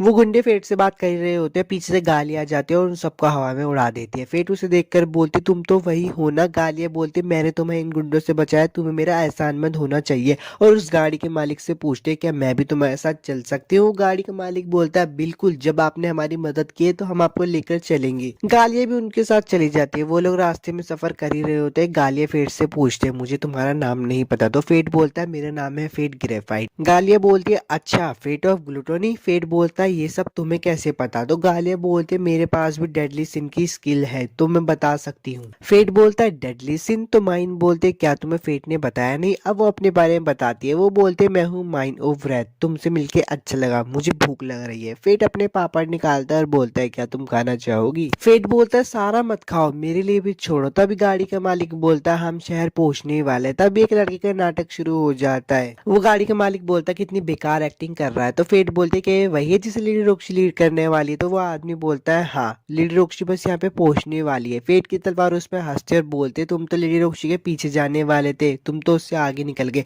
अब वो दुकान का मालिक वहां से निकल जाता है। माइन फेट के कंधों पे ही सो जाती है। तो फेट बोलता है ओए खड़े खड़े मत सो। अब वो उसको उठा के चल लेता है और बोलता है ये सब कैसे हो गया। फेट की तलवार बोलती है हार मान लो, वो इतनी जल्दी उठने वालों में से नहीं है। फेट बोलता है मुझे लगता है तुम उसे अच्छे से जानते हो। पर तलवार कुछ नहीं बोलती और वापस से चुप हो जाती है। फेट आगे बढ़ने भागने की कोशिश कर रहा होता है, पर सैनिक उसे रोक लेते हैं और बोलते हैं यहाँ से आगे बस गांव के लोग ही जा सकते हैं। अगर तुम्हें होटल लेना है तो वो तुम्हें वहां पे मिल जाता है। फेट एक होटल ले लेता है और अपनी तलवार से पूछता है तुम माइन को कैसे जानते हो। फेट की तलवार बताती है कि हम एक पुराने दोस्त हैं जो कि आपस में मिल जाते हैं, और ये उस स्लोथ पर भी लागू होता है। फेट बोलता है माइन की कुल्हाड़ी। वो बोलता है हाँ, स्लोथ और मैं एक एक डेडली वेपन है। तो फेट बोलता है हाँ, माइंड भी मुझे अपनी डेडली सिन के बारे में बता रही थी कि वो उसकी स्किल है, क्या तुम इसके बारे में जानते हो। ग्रीड बोलता है अच्छा, तो तुम्हारे जानने का समय आ चुका है। वो उसे बताता है कि स्लोथ, व्रैथ, प्राइड, लस्ट, ये सारी ताकतें उन लोगों को तोड़ने के लिए बनाई हैं जिन्हें भगवान ने बनाया, इसलिए इनको इमोर्टल वेपन कहा जाता है। उनमें से ग्लूटोनी सबसे ज्यादा पापी है। फेट बोलता है अच्छा समझ गया, एक बार ग्लूटोनी को आत्मा को खाने का चस्का लग जाए तो फिर उसे कोई नहीं रोक सकता, लगता है शायद ये सारी मेरी सजा है। तो ग्रीड बोलता है ऐसी बात नहीं है, माइंड पर भी सारी बातें लागू होती है, उसकी स्किल भी बहुत खतरनाक है। फेट बोलता है आखिर मैं ही क्यों, इतना तो इसमें कुछ खास भी नहीं है। तो ग्रीड बोलता है ओए फेट, ऐसी भावनाओं को मत रखो वरना एक दिन ग्लूटोनी स्किल्स तुम्हें काबू कर लेगी और तुम पर हावी हो जाएगी। अब फेट भूख मिटाने के रात को शिकार करने के लिए चला जाती है। तो ग्रीड बोलता है अपनी भूख को एक साथ मत मिटाओ, धीरे धीरे करके मिटाओ। तभी उसके सामने एक सैंडमैन आ जाता है और उन लोगों की बहुत जबरदस्त फाइट होती है। माइन का सीन दिखाया जाता है जो कि उठकर आती है और एक क्वेस्ट पढ़ती है जिसमें लिखा होता है जो कोई भी सैंड गोलम को हराएगा उसे इनाम दिया जाएगा। फेट और सैंडमैन की लड़ाई चली रही होती है, वो दोनों बहुत अच्छी तरीके से लड़ाई कर रहे होते हैं, पर वहां पे कुछ लोग भी फंसे हुए होते हैं, इसलिए फेट सैंडमैन को हराकर उन लोगों को बचा लेता है। वो लोग फेट को शुक्रिया बोलते हैं क्योंकि फेट ने उन लोगों को बचाया होता है। उनमें से एक लड़का बोलता है मेरा नाम है बार्ट, तुम्हारा नाम क्या है। तो फेट उसे बताता है मेरा नाम है कॉर्पस। अब सुबह का सीन आ जाता है और माइन बिना कपड़ों के बैठी होती है। तो फेट बोलता है जरा कपड़े पहन लो। तो माइन बोलते है तुम बस अभी बच्चे हो तो मुझे क्यों शर्म आएगी। फेट बोलता है मुझे तो शर्म आ रही है ना। माइन बोलते तुम्हारे दिमाग में बहुत गंदे ख्याल आ रहे हैं। फेट बोलता है ऐसा नहीं है। ग्रीड बोलता है तुम दोनों की अच्छी बन रही है। अब माइन तैयार होकर कहीं जा रही होती है तो फेट पूछता है तुम कहाँ जा रही हो। माइन बताती है कि मैं सैंड गोलम का शिकार करने जा रही हूँ। तो फेट बोलता है मैं तो उसे कल रात ही हरा चुका हूँ। माइन गुस्सा हो जाती है और बोलती है तुमने मेरा शिकार चुरा लिया। तो फेट बोलता है अच्छा अच्छा, तुम आधा ले लेना। अब वो लोग अपना इनाम देने के लिए जा रहे होते तो वो लड़की बोलती है मिस्टर कॉर्पस, सैंड गोलम को हराने के लिए आपका शुक्रिया, ये लीजिए आपके 100 गोल्ड कॉइन। माइन फेट को बोलते तुम ये मास्क क्यों लगाते हो, ये बहुत घटिया है। तो फेट उसे बताता है कि मैंने मिस्टर कॉर्पस बन के सैंड गोलम को हराया, तो मुझे मिस्टर कॉर्पस बन के ही इनाम को लेना होगा। तभी वहां पे सर रुडोल्फ आ जाते हैं और बोलते तो तुम ही हो जिसने मिस्टर सैंड गोलम को हराया है, अब से तुम मेरी सेवा करोगे और तुम्हें मना करने का कोई हक नहीं है। जब एक नाइट बोलता है तो तुम उसे मना नहीं कर सकते। माइन उसके पास जाती है और बोलती है ऐसा नहीं चलेगा, वो मेरा शिकार था। रुडोल्फ माइन को देखकर बोलता है तुम तो अभी बच्चे हो, तुम्हें तो घर जाकर अपनी माँ का दूध पीना चाहिए। माइन को ये बात सुनकर बहुत गुस्सा आता है और वो उसे वहीं पे ही उड़ा देती है। एपिसोड 6 तो खत्म हो गया। अगर आपको वीडियो अच्छी लगी तो लाइक और सब्सक्राइब जरूर करना और मुझे भी बताना कि मैं नेक्स्ट एनिमे आपके लिए कौन सी एक्सप्लेन करूँ। मिलता हूँ आपसे नेक्स्ट एनिमे एक्सप्लेनेशन वीडियो में। एपिसोड की शुरुआत में कहा जाता है कि फेट बोलता है तुम्हें पक्का यकीन है कि तुम्हारे पास व्रत है, ग्लूटोनी स्किल नहीं, और हमने सारा खाना अभी खरीदा था, तुम कितना खाओगी और ये खाना जाता कहाँ है। माइन को ये बात सुन के बहुत गुस्सा आ जाता है और वो अपनी ताकत का इस्तेमाल करती है। फेट उसको बोलता भी कि मत करो और उसकी ताकत इस्तेमाल करने की वजह से गाड़ी टूट जाती है। गाड़ी का मालिक कहता है कि इसके पैसे मैं अलग से लूंगा। माइन कहीं पे जा रही होती है तो फेट बोलता है अरे कहाँ जा रही है, और उसके पीछे पीछे चलने लगता है। वो एक गाँव में आ जाता है तो ग्रीड बोलता है ये जगह तो बहुत शांति भरी लगती है, हम गालिया के बहुत करीब आने वाले हैं और मॉन्स्टर का खतरा भी बढ़ता जा रहा है, पर इस गांव में इतनी शांति कैसे है। मुझे तो लगता है कि इस गांव की हिफाजत कोई ताकतवर बंदा करता है। फेट बोल रहा है कि अच्छा मुझे समझ आ गया और आगे बढ़ने लगता है। तभी वो एक आदमी को बैठा देखता है और उससे पूछता है जरा सुन आपको पता है इस गाँव का मुखिया कौन है। तो वो बंदा बोलता है हाँ, इस गाँव का मुखिया मैं ही हूँ। तो फेट बोलता है कि मैं यहाँ पे कहीं रहने की जगह ढूंढ रहा हूँ, तो क्या आप मुझे दोगे। फेट और ग्रीड दोनों ही उसकी तलवार देखकर समझ जाते हैं कि वो एक होली नाइट है और वो ही इस गांव की रक्षा करता है। वो मेयर बोलता है अच्छा ठीक है, मैं तुम्हें जगह तो दे दूंगा पर मेरी एक शर्त है, तुम्हें मेरे साथ मुकाबला करना होगा। वो फेट की आइडेंटिफाई वाली स्किल्स को देखकर बोलता है तुम लेवल 1 पर और स्टैट्स तुम्हारे 2 मिलियन से भी ऊपर है। फेट बोलता है कि आपने आइडेंटिफाई स्किल का इस्तेमाल करो और मुझे पता ही नहीं चला। वो मुखिया बोलते तुम लड़ाई करोगे या फिर नहीं। अब उन दोनों के बीच में लड़ाई हो जाती है और वो मुखिया फेट को आराम से हरा देता है। फेट बोलता है कि अच्छा इसका मतलब हम यहाँ पे नहीं रह सकते। तो वो मुखिया बोलता है कि नहीं, तुम यहाँ पे रह सकते हो, ये जरूर कोई किस्मत का ही खेल होगा। होगा जो तुम यहाँ पे आए हो, पर एक शर्त पर, जब तक तुम यहाँ पे रहोगे मैं तुम्हें ट्रेनिंग दूंगा। फेट बोलता है कि मैं ही क्यों, तो गांव का मुखिया बोलता है कि चलो भी यार, एक बूढ़े आदमी की इच्छा समझकर इसको मान लो। फेट और ग्रीड मन में सोच रहे होते हैं अच्छा इसके पीछे कुछ तो गड़बड़ है। तभी फेट अपनी आइडेंटिफाई का यूज कर रहा होता है, पर वह मुखिया बोलता है रुक जाओ, तुम्हें अपनी आइडेंटिफाई को रोकना नहीं आता ना, और भी तुम्हारी बहुत सारी ताकत है जो कि अधूरी है। तुम्हारा मॉन्स्टर के साथ लड़ने का अंदाजा तो काफी अच्छा है, पर तुम किसी इंसान से अच्छे तरीके से नहीं लड़ पाते हो। गांव का मुखिया बोलता है करना चाहोगे मेरे साथ ट्रेनिंग, तो फेट की तलवार ग्रीड बोलती है कि यार इसे कुछ चाहिए भी नहीं और फ्री में ट्रेनिंग दे रहा है, मुझे तो इसमें बहुत ज्यादा गड़बड़ लग रही है। पर फेट बोलता है कि यार ऐसे किसी होली नाइट से ऑफर मिलते नहीं है इतनी आसानी से। तो ग्रीड बोलता है ठीक है तुम्हारी मर्जी, जो करना है करो। फेट बोलता है कि मेरा नाम है फेट ग्रेफाइट और मुझे आपसे सीखने में बहुत खुशी होगी। तभी उस गांव के मुखिया का नाम पता चलता है, उसका नाम है आरुण। वहाँ माइन भी आ जाती है और बोलते हैं फेट हमें वहाँ पे कैंप लगाने की जगह मिल गई है। तो फेट बोलता है नहीं, मुझे रहने की जगह मिल गई है। सीन दिखाया जाता है कि आरुण फेट को ट्रेनिंग दे रहा होता है और सुबह से शाम हो जाती है। आरुण बोलता है कि कल हम असली ट्रेनिंग करेंगे। फेट भी बोलता है ठीक है, पर फेट को तभी कुछ मॉन्स्टर की गंध आ रही होती है और वो देखता है कि वो गंध उस कैसल से आ रही होती है। तभी आरुण की आवाज जाती है ये सब क्या है। वो आके अंदर देखते हैं माइन ने सारा खाना खा लिया होता है। फेट बोलता है कि इसके लिए मुझे माफ कर देना। आरुण बोलता है कि ठीक है, मैं गांव से कुछ खाना मांग कर लेके आता हूँ। दूसरा दिन दिखाया जाता है ट्रेनिंग का। आरुण फेट को एक लकड़ी देता है और बोलता है तुम इस लकड़ी से मेरे वार से बचना। पर फेट बोलता है ये तो बस एक लकड़ी है, तो टूट जाएगी। आरुण बोलता है कि मैं ट्रेनिंग दे रहा हूँ ना, मुझे पता है तुम कर लोगे। और उन दोनों के बीच में फिर से प्रैक्टिस शुरू हो जाती है। ट्रेनिंग खत्म हो जाती है। आरुण बोलता है कि अब तुम अपने स्टैट्स को अच्छे से काबू कर पाओगे। फेट बोलता है आपका बहुत बहुत शुक्रिया जो आपने मेरे को सिखाया। तभी वहाँ पे माइन आ जाती है और बोलती है मेरी तरफ से तुम्हारे पास एक तोहफा, और उसके मुंह पे वापस से चित्रकारी कर देती। खाने का सीन दिखाया जाता है। आरुण फेट को बोलता है क्या तुम इतनी जल्दी जा रहे हो। तो फेट बोलता है हाँ मुझे जाना ही होगा। तभी वो बोलता है खाने के लिए बहुत बहुत शुक्रिया माइन, तुम्हें भी इसको शुक्रिया बोलना चाहिए। पर माइन कुछ कहती नहीं। फेट बोलता है माइन की तरफ से मुझे माफ कर देना। आरुण बोलता है कि कोई बात नहीं, तुम लोग पेट भर के खाओ, अभी बहुत सा मीट और सब्जियां बची है। आरुण महल की तरफ देख रहा होता है और बहुत उदास होता है। तो फेट उससे पूछता है क्या उस महल में कुछ है क्या। आरुण उसे बताता है कि 15 साल पहले वो महल मेरा हुआ करता, पर एक दिन मुझे शाही ऑर्डर की वजह से महल छोड़कर जाना पड़ा। उसी मौके का फायदा उठा के लीच लॉर्ड, जो कि लोगों की बहुत नफरत से पैदा हुआ था, उसने मेरी फैमिली को मार दिया। आज भी मेरी फैमिली उसके चंगुल में है। फेट वहां से खड़ा हो जाता है और बोलता है मुझे कुछ काम है, मैं भी आता हूँ। वो महल की तरफ जा ही रहा होता है, पीछे से आरुण आता है और बोलता है तुम महल की तरफ जा रहे हो ना, मैं भी तुम्हारे साथ आता हूँ। वो दोनों जा ही रहे होते। पीछे से माइन बोलती है कि मैं तुम्हारे गांव पे नजर रखूंगी, बदले में मुझे 50 गोल्ड कॉइन दे देना। अब वो दोनों सारे बंदों को मारकर महल के अंदर आ जाते हैं। पर जब महल के अंदर आरुण देखता है तो बहुत हैरान हो जाता है, क्योंकि वहां पे सब लोग जिंदा होता है। आरुण बोलता है कि तुम लोग जिंदा थे, मुझे माफ कर देना, मैं तुम्हारे पास नहीं आ पाया। तो उसका बीवी और उसका बच्चा बोलता है क्या बात कर रहे हो आप थक चुके होंगे, हम तो आपको इतने दिनों से यहाँ पे इंतजार कर रहे थे। आपने किंग का दिया हुआ मिशन पूरा किया पिताजी। आरुण बोलता है कि हाँ मैंने वो मिशन पूरा कर दिया। तभी फेट ग्रीड से पूछता है कि यहाँ पे चल क्या रहा है। ग्रीड उसे बताता है कि यहाँ पे सिर्फ आत्मा है, इनका शरीर तो पहले से ही मर चुका है, ये एक इल्यूजन मैजिक है, यहाँ पे सबके सब छलावा है। अब आरुण उसे बोलता है कि मेरे पास तुम्हारे लिए गिफ्ट है। ल्यूक वो जैसे ही गिफ्ट देने वाला होता है तभी उसका बेटा उस पर हमला कर देता है। आरुण उससे बच जाता है और बोलता है तुम ताकतवर बन गए हो ल्यूक। ल्यूक बोलता है क्योंकि आप ही गैर हाजिर में मुझे इस महल की रक्षा करनी पड़ी, आप तो बस अपने काम में ही बिजी थे, मैंने इस महल की लंबे समय तक रक्षा की है, आपने हमें मॉन्स्टर के हाथों में छोड़ दिया बस कैपिटल की ड्यूटी के लिए। आरुण बोलता है कि फेट क्या तुम मुझे मेरी फैमिली से लड़ने दोगे। तो फेट बोलता है ठीक है आप लड़ लीजिए, मैं इतने जाकर लीच लॉर्ड को ढूंढता हूँ। अब फेट और उसके लीच लॉर्ड के बीच में फाइट चल रही थी और आरुण और उसके बेटे के बीच में भी चल रही थी। फाइनली वो दोनों मिलकर लीच लॉर्ड को हरा देते हैं। आरुण अपनी फैमिली के सामने लेटा होता है और बोलता है मुझे माफ कर देना, मैंने तुम्हें बहुत इंतजार करवाया। तब ल्यूक और उसकी मम्मी की आत्मा वहां पे आ जाते हैं और ल्यूक बोलता है कोई बात नहीं पापा, आपने हमें इजाजत तो करवा ही दिया। आरुण अपनी फैमिली से थोड़ी बातें करता है और उनको फाइनली गुड बाय बोल ही देता है। वो लोग बाहर आते तो देखते हैं बहुत सारी डीमन की आर्मी अभी वहां पे इंतजार कर रही होती है। तो वो दोनों बोलते हैं चलो रेस लगाते हैं कौन कितने ज्यादा बंदे मारेगा।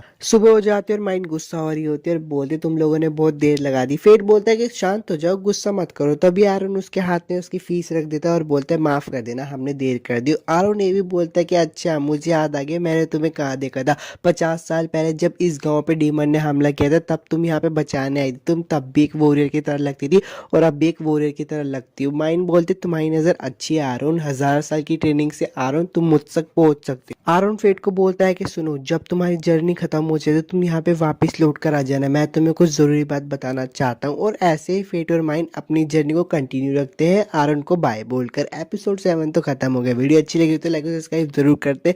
मिलता हूँ आपसे नेक्स्ट एक्सप्लेनेशन वीडियो में। एपिसोड की शुरुआत में फेट माइंड से पूछता है कि तुम्हें सच में कहना ना तुम्हारे पास व्रात है ना कि ग्लूटोनी। तो वो ये भी बोलता है कि उन्होंने हमें इतना सारा खाने का सामान दिया था और तुमने इतनी जल्दी खत्म कर दिया। तो माइंड बोलती है कि गुस्से से बहुत जल्दी कैलोरीज बर्न होती है, इसलिए मैं खा रही हूँ। फेट की तलवार बोलती है कि तुम ये सारी बातें पहले ही कर चुके हो।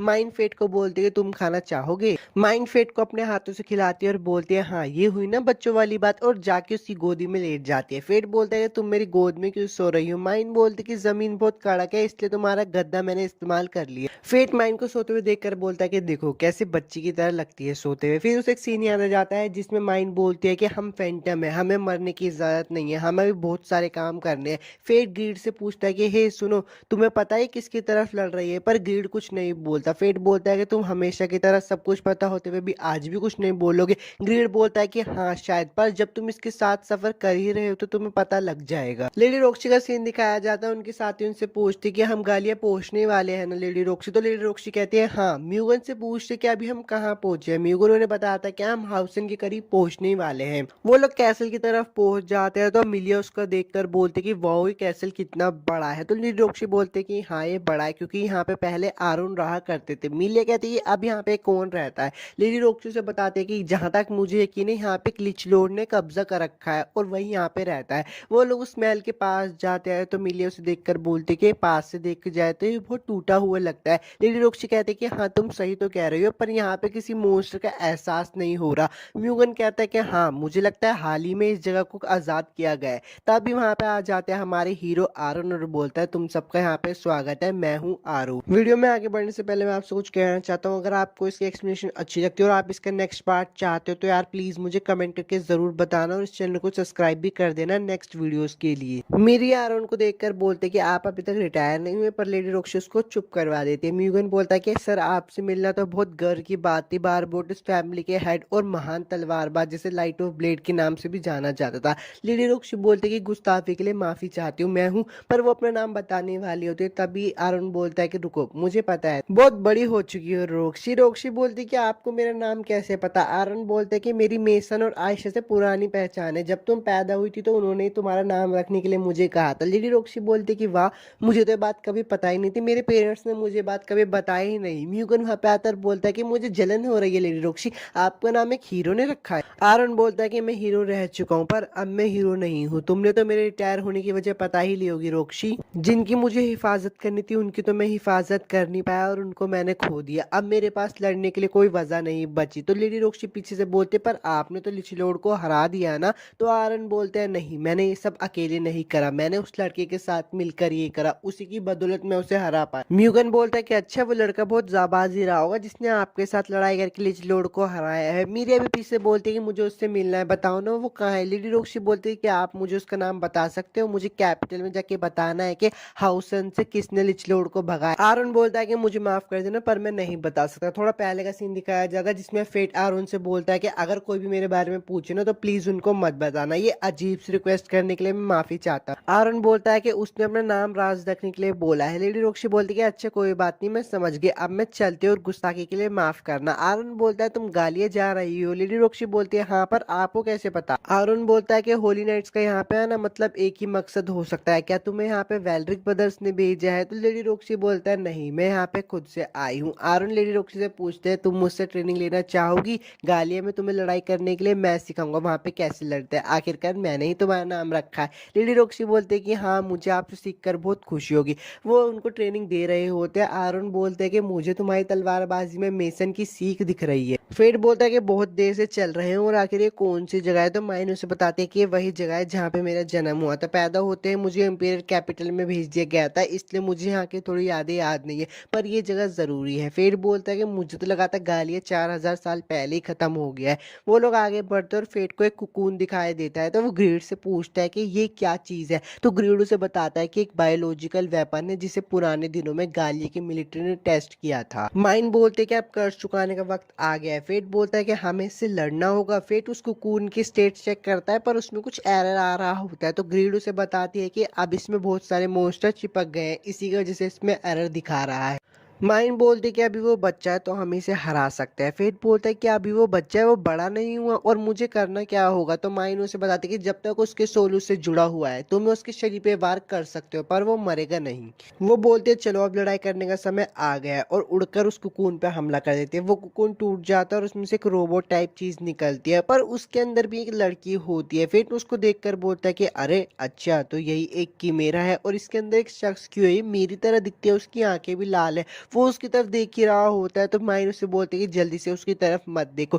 ग्रिड भी उसको बोलता है कि हाँ तुम उसकी तरफ मत देखो वरना हिल नहीं पाओगे। माइन बोलते हैं, चलो उसे खत्म कर देते हैं, पर फेट उसे बोलते हैं कि अगर मैंने उसे बोला तो वो हमेशा के लिए मेरी ताकत के अंदर कैद हो जाएगी और कभी आजाद नहीं हो पाएगी। पर माइन उसे बोलते हैं कि उसकी शक्ल पर मत जाओ, वो दिखती इंसानों जैसी हो पर उसके अंदर एक मॉन्स्टर है, अगर भोले बने रहोगे तो हमेशा मारे जाओगे। फिर उन लोगों के बीच में होती है बहुत तगड़ी लड़ाई, पर एंड में आके फेट उसको मार ही देता है। फेट उसे बोलता है कि मुझे इसको मारने में हमेशा वाली खुशी नहीं हो रही, बस अंदर ही अंदर एक दुख हो रहा है। तो ग्रीडो से बोलता है कि हाँ बात तो सही है, गलत हुए ना, पर तुमने अपनी बिरादरी वाले को खा लिया। फेट माइन के पास आता है और उससे पूछता है क्या तुम उसे जानती थी। माइन उसे बताता है कि मैं इन सारी बातों को काफी सालों पहले ही भूल गई थी, पर अगर कोई कीमेरा बनता है तो मुझे उसे मारना ही पड़ेगा वरना और लोग मारे जाएंगे। फेट मन में सोच रहा होता है कि अच्छा, एक दिन इसकी जगह पे मैं भी हो सकता हूँ। फेट माइन को बोलता है कि हे माइन, मैं तुमसे कुछ पूछना वो बोलता है कि अगर मैं कभी भी अपना होश खो दूं कि मैं तुमसे चाहता हूं कि प्लीज तुम मुझे मार देना, क्योंकि मुझे पता है अगर मैं एक बार बेकाबू हो गए तो सिर्फ तुम ही मुझे रोक सकती हो। माइन उसके पास आती है और उसको हक करके बोलती है कि ठीक है,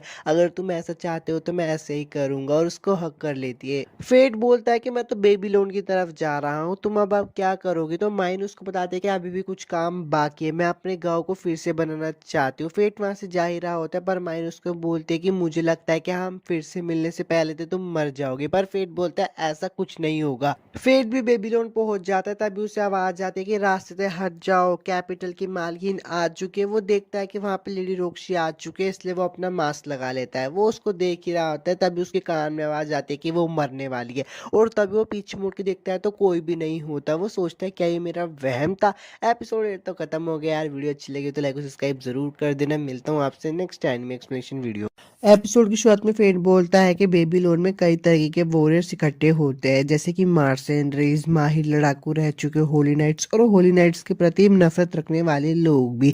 अगर तुम ताकतवर हो बेबीलोन में तभी तुम्हारी गलती को माफ किया जा सकता है, वरना नहीं किया जा सकता। दूसरे शब्दों में उन्हें मॉन्स्टर से निपटने के लिए हर तरह की मदद की जरूरत होती है। वो बोलता है कि ये जगह मेरे लिए बिल्कुल परफेक्ट है। अब सीन चेंज हो जाता है, लेडी रोक्सी का सीन दिखाया जाता है। उनके पास एक बंदा आता है, बोलता है मैं हूँ नॉर्दर्न अलिस्टेयर, 5 महान फैमिलीज में से किसी एक की सेवा कर पाना मेरे लिए बहुत गर्व की बात है लेडी रोक्सी। तो लेडी रोक्सी बोलती है आप मेरे पिता की गैर हाजिर में बेबीलोन को संभाल रहे थे, आपकी सेवा के लिए बहुत बहुत शुक्रिया। तो अलिस्टेयर बोलता है नहीं, मैं सर मेसन को बचा नहीं पाया, उनकी सेवा करते हुए भी उन्हें बचा नहीं सका, मुझे माफ कर देना। लेडी रोक्सी हैरान होकर बोलती जब उनकी मौत हुई तो तुम उनके साथ थे। नॉर्दर्न बोलता है हाँ। लेडी रोक्सी से बोलती कि अपना सर उठाओ, मैं यहाँ हुक्म के चलते और अपने पिता के नक्शे कदम पर चलने आई हूँ, हमें मॉन्स्टर्स को मारकर लोगों की और गालिया की हिफाजत करने दीजिए। ये सब देखकर मीरिया बोलते है कि वो लेडी रोक्सी को प्यार भरी नजरों से देख रहा है, उनकी पवित्रता खतरे में है, मुझे कुछ करना ही होगा। तभी म्यूगन उसे पकड़ लेता और बोलता है कि होली नाइट से पंगा लोग तो सर अलग कर दिया जाएगा। लेडी रोक्सी पीछे मुड़ते और बोलते है कि मीरिया और मुगन चलो इस शहर को घूमते हैं। तो फेट का सीन दिखाया जाता है। फेट बोलता है कि रहने के लिए 10 कॉइन और नाश्ते के लिए 1, कितने भी पैसे यहाँ पे ले आओ फिर भी यहाँ पे कम ही रहते हैं। तब ग्रिड बोलते है कि फेट अपनी साइड में देखो, वो मैन मुझे अपनी तरफ बुला रही है। फेट बोलता है कि तो बड़ी महंगी लगती है। ग्रिड बोलता है ज्यादा कंजूस मत बनो। तभी बाहर एक बंदा आता है और बोलता है कि आपका स्वागत है, आपको कुछ चाहिए। पर जैसे वो फेट के कपड़े दिखते हैं तो फेट के कपड़ों को छूने लगता है। फेट बोलता है तुम क्या कर रहे हो। वो बंदा बोलता है कि आग की गोली की करतूत है, नहीं शायद और भी गर्म चीज ने इसको फाड़ दिया है। फेट बोलता है आपको कैसे पता चला। वो बंदा बोलता है कि अच्छा, तो मैंने सही अंदाजा लगाया था। ग्रिड बोलता है कि इस बंदे की निगाह चील की तरह है, बिल्कुल हम इस पे भरोसा कर सकते हैं। सकता है, इससे मैन के बारे में पूछो। फेट बोलता है कि ये मैन मुझे खरीदनी है, इसकी कीमत क्या है? तो वो बंदा बोलता है कि तो बस दिखाने के लिए, अगर तुम्हारे मैन चाहिए तो मैं तुम्हारी तलवार के लिए दूसरी बना दूंगा, मुझे अपनी तलवार दिखाओ। तो फेट उसे अपनी तलवार दिखाता है। अब दुकान के अंदर का सीन दिखाया जाता है। वो बंदा कहता है कि तुम्हारी तलवार तो बहुत लाजवाब है। ग्रीड बोलता है कि तुमने सुना, एक सुनारी सोने को परख सकता है, मैं इतना हूं ही महान कि मेरी महानता छुपाए भी नहीं छुपती। फेट बोलता है कि अच्छा, तो इसके मैन बनाने के लिए कितने रुपए लगेंगे? वो बंदा बोलता है कि 500 गोल्ड कॉइन। फेट सुन के हैरान हो जाता है और दुकान से बाहर आ जाता है, कहता है रहने दो।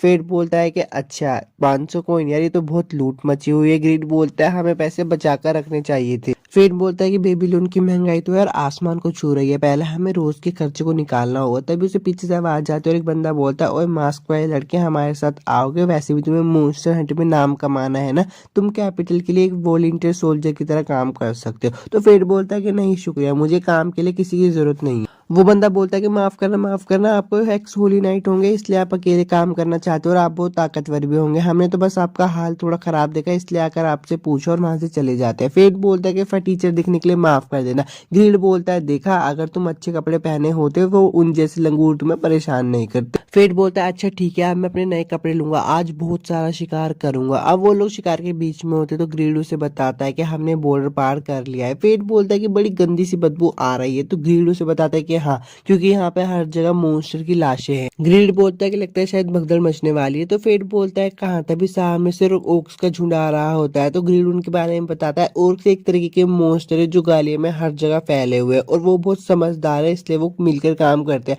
उनकी संख्या लगभग 50 होगी। मैं कहूंगा इनसे लड़ना मतलब इंसानों से लड़ना जैसा। फेट बोलता है कि ठीक है, मैं समझ गया, अब वक्त आ चुका है जो मुझे आरोन ने सिखाया था उन सबका इस्तेमाल करने का। वो ओक्स पे हमला करने वाला होता है, तभी इंसानों को एक झुंड आ जाता है, ओक्स पे हमला कर देता है। फेट वहां पे खड़े होकर देख रहा होता है। तो ग्रीड बोलता है कि पागल होके जे क्या कर रहे हो, जाकर उनके किल चुराओ ना। तो फेट बोलता है तो बदतमीजी होगी। ग्रीड बोलता है कि शिकार करने में कोई भी तमीज नहीं होती। तभी वहां पे एक और ओक्स का झुंड हमला कर देता है। तो फेट बोलता है मुझे किसी के किल चुराने नहीं पड़ेंगे। ग्रीड भी बोलता है हाँ, अब तुम्हारे पास हीरो बनने का वापस से समय आ गया, और वो सारे ओक्स को मार देता है।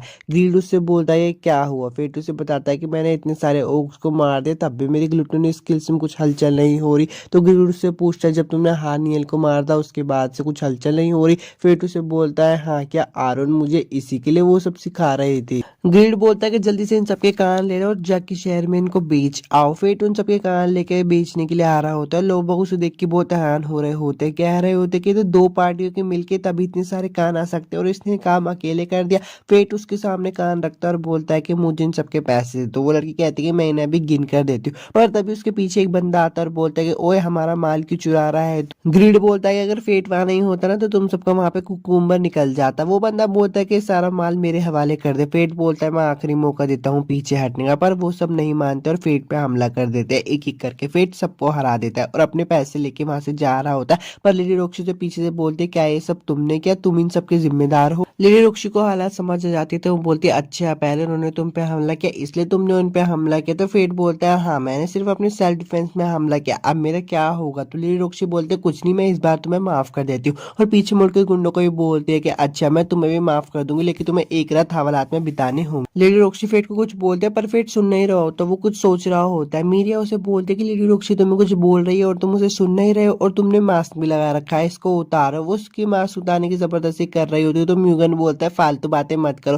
लेडी रोक्सी बोलती है इसकी कोई जरूरत नहीं है। वो फेट से माफी मांगते और बोलते हैं कोई परेशानी खड़ी मत करना और थोड़े अच्छे से कपड़े बदल लो। ये बात सुन के तो फेट वहां से भाग जाता है। फेट बाहर आ जाता है तो ग्रिल उसे बोलता है कि देखो, अब लेडी रोक्सी ने भी बोल दिया, तुम्हें अपने आप को साफ कर लेना चाहिए और अच्छे कपड़े पहन लेना चाहिए और तुम्हें मेरे लिए म्यान खरीदनी चाहिए। तो फेट बोलता है कि अभी हमारे पास इतने पैसे नहीं है, हमें पहले कमाने होंगे। तभी वहां पे वो दुकान का बंदा आ जाता है और बोलता है कि मैंने सुना कि तुमने गिल्ड में सारे गुंडों को हरा दिया, क्या तुम लड़ाई करते हुए मेरे गियर पहनना चाहोगे? फेट बोलता है कि इतनी जल्दी इसकी खबर बन भी गई? वो बंदा बोलता है कि अरे मैंने अपना नाम तो बताया नहीं, मेरा नाम है जेड और मैं 3 महीनों से गियर की दुकान चला रहा हूँ। अब वो लोग दुकान के अंदर आ जाते तो फेट उसे बोलते कि अच्छा, तो अभी तुमने नाम नहीं बनाया इसलिए तुम चाहते हो कि मैं तुम्हारे कपड़े पहन के तुम्हारा प्रमोशन करूँ? तो वो बंदा कहता है कि हाँ, मुझे किसी ऐसे बंदे की तलाश थी जो कि मेरे गियर्स को पहन के मेरा नाम नाम बढ़ा सके, तो क्या तुम मेरे साथ काम करना चाहोगे? फेट बोलता है कि हाँ, इस ऑफर को मना करने की कोई वजह नहीं है। वो उसे अपने कपड़े पहना देता है और बाद में बोलता है लाओ 800 रुपये दे दो। फेट बोलता है मुझे तो लगा ये फ्री था। फेट बोलता है कि जैसे ही मैं पैसे कमा रहा हूँ उतनी तेजी से मेरे पैसे जा रहे हुए हैं। अब उसको भूख लगने लगती है तो वो एक पब में चला जाता है। वहां पे एक लड़की होती है जिसे देख के उसकी नजरें नहीं हट रही होती। फेट बोलता है यार ये क्या भला है। वो लड़की फेट के पास आती है और बोलती है मुझे तुम्हारा इंतजार था। फेट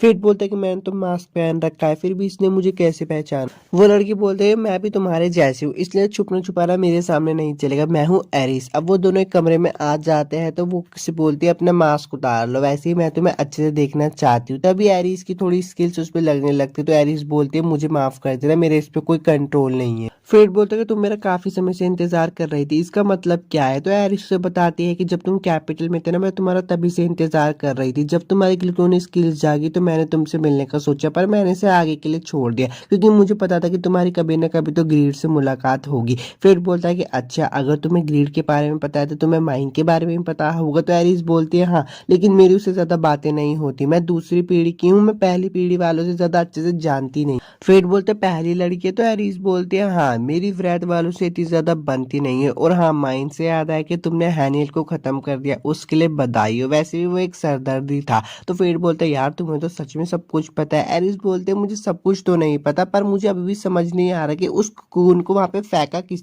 एरिस बोलते है कि चलो अब ये सब छोड़ो, सीधा काम की बात पर आते हैं। फेट बोलता है कि हैं तो अब तक हम सारी बातें क्या कर रहे थे? एरिस से बोलते कि डेडली सिन के साथ साथ होते हुए मैं एक किंगडम की गार्डियन भी हूँ। मेरे लिए किंगडम के काम लोगों से ऊपर है, सीधा कहूँ तो मैं उज्जवल भविष्य के लिए काम कर रही हूँ। तो फेट बोलता है तुम कहना क्या चाहती हो? एरिस से बोलते है कि मेरे को पता है लेडी रोक्सी गालिये में मरने वाली है। फेट को गुस्सा हो जाता है और बोलता है ये कैसा बेहुदा मजाक है, तुम चाहती हो कि लेडी रोक्सी मर जाए? एरिस बोलते है लेडी रोक्सी की मौत से हमें बहुत फायदा होगा। तो फेट बोलता है कि उनकी मौत से किसी को फायदा नहीं होगा और वहां से चला जाता है। एरिस बोलते हैं कि प्लान तो शुरू ही हो चुका है, एपिसोड 9 खत्म हो चुका है, अब एपिसोड 10 की तरफ चलते हैं। एपिसोड की शुरुआत में नॉर्दर्न रोक्सी से बोलता है कि जिस फोर्स को हमने गाली से सामान लाने के लिए भेजा था उससे हमारा कांटेक्ट टूट गया है। तो लेडी रोक्सी बोलते हैं कांटेक्ट टूट गया, इसकी कोई वजह पता है? नॉर्दर्न बोलता है कि नहीं। लेडी रोक्सी बोलते हैं कि अच्छे तो बताओ उनका कांटेक्ट कहाँ टूटा। नॉर्दर्न उन्हें बताता है कि ग्रेट रवाइन में। लेडी रोक्सी बोलती है कि हम उन्हें बचाने के लिए जा रहे हैं। साथ में फेट बोलता है कि मैजिक क्रिस्टल। तो जेड बोलता है कि हाँ, इस तलवार की मैन बनाने के लिए उनकी जरूरत पड़ेगी, पर हाल ही में उनका मिलना मुश्किल हो गया है। तो फेट बोलता है इनका माल भी नहीं आ रहा। जेड उसे बताता है कि रॉयल आर्मी मैजिक क्रिस्टल की सप्लाई पर नजर रखती है, इसलिए मुझे नहीं पता। ग्रीड फेट से बोलता है कि हमें क्रिस्टल को लेके ही आना होगा। तो फेट जेड से पूछता है कि मैं क्रिस्टल लेके आ जाऊंगा, मुझे बता दो कि वो कहाँ मिलेंगे। जेड बताता है कि वो गालिया में मिलेंगे। ग्रीड बोलता है कि कोई दिक्कत नहीं है, हम आसानी से लेकर आ जाएंगे।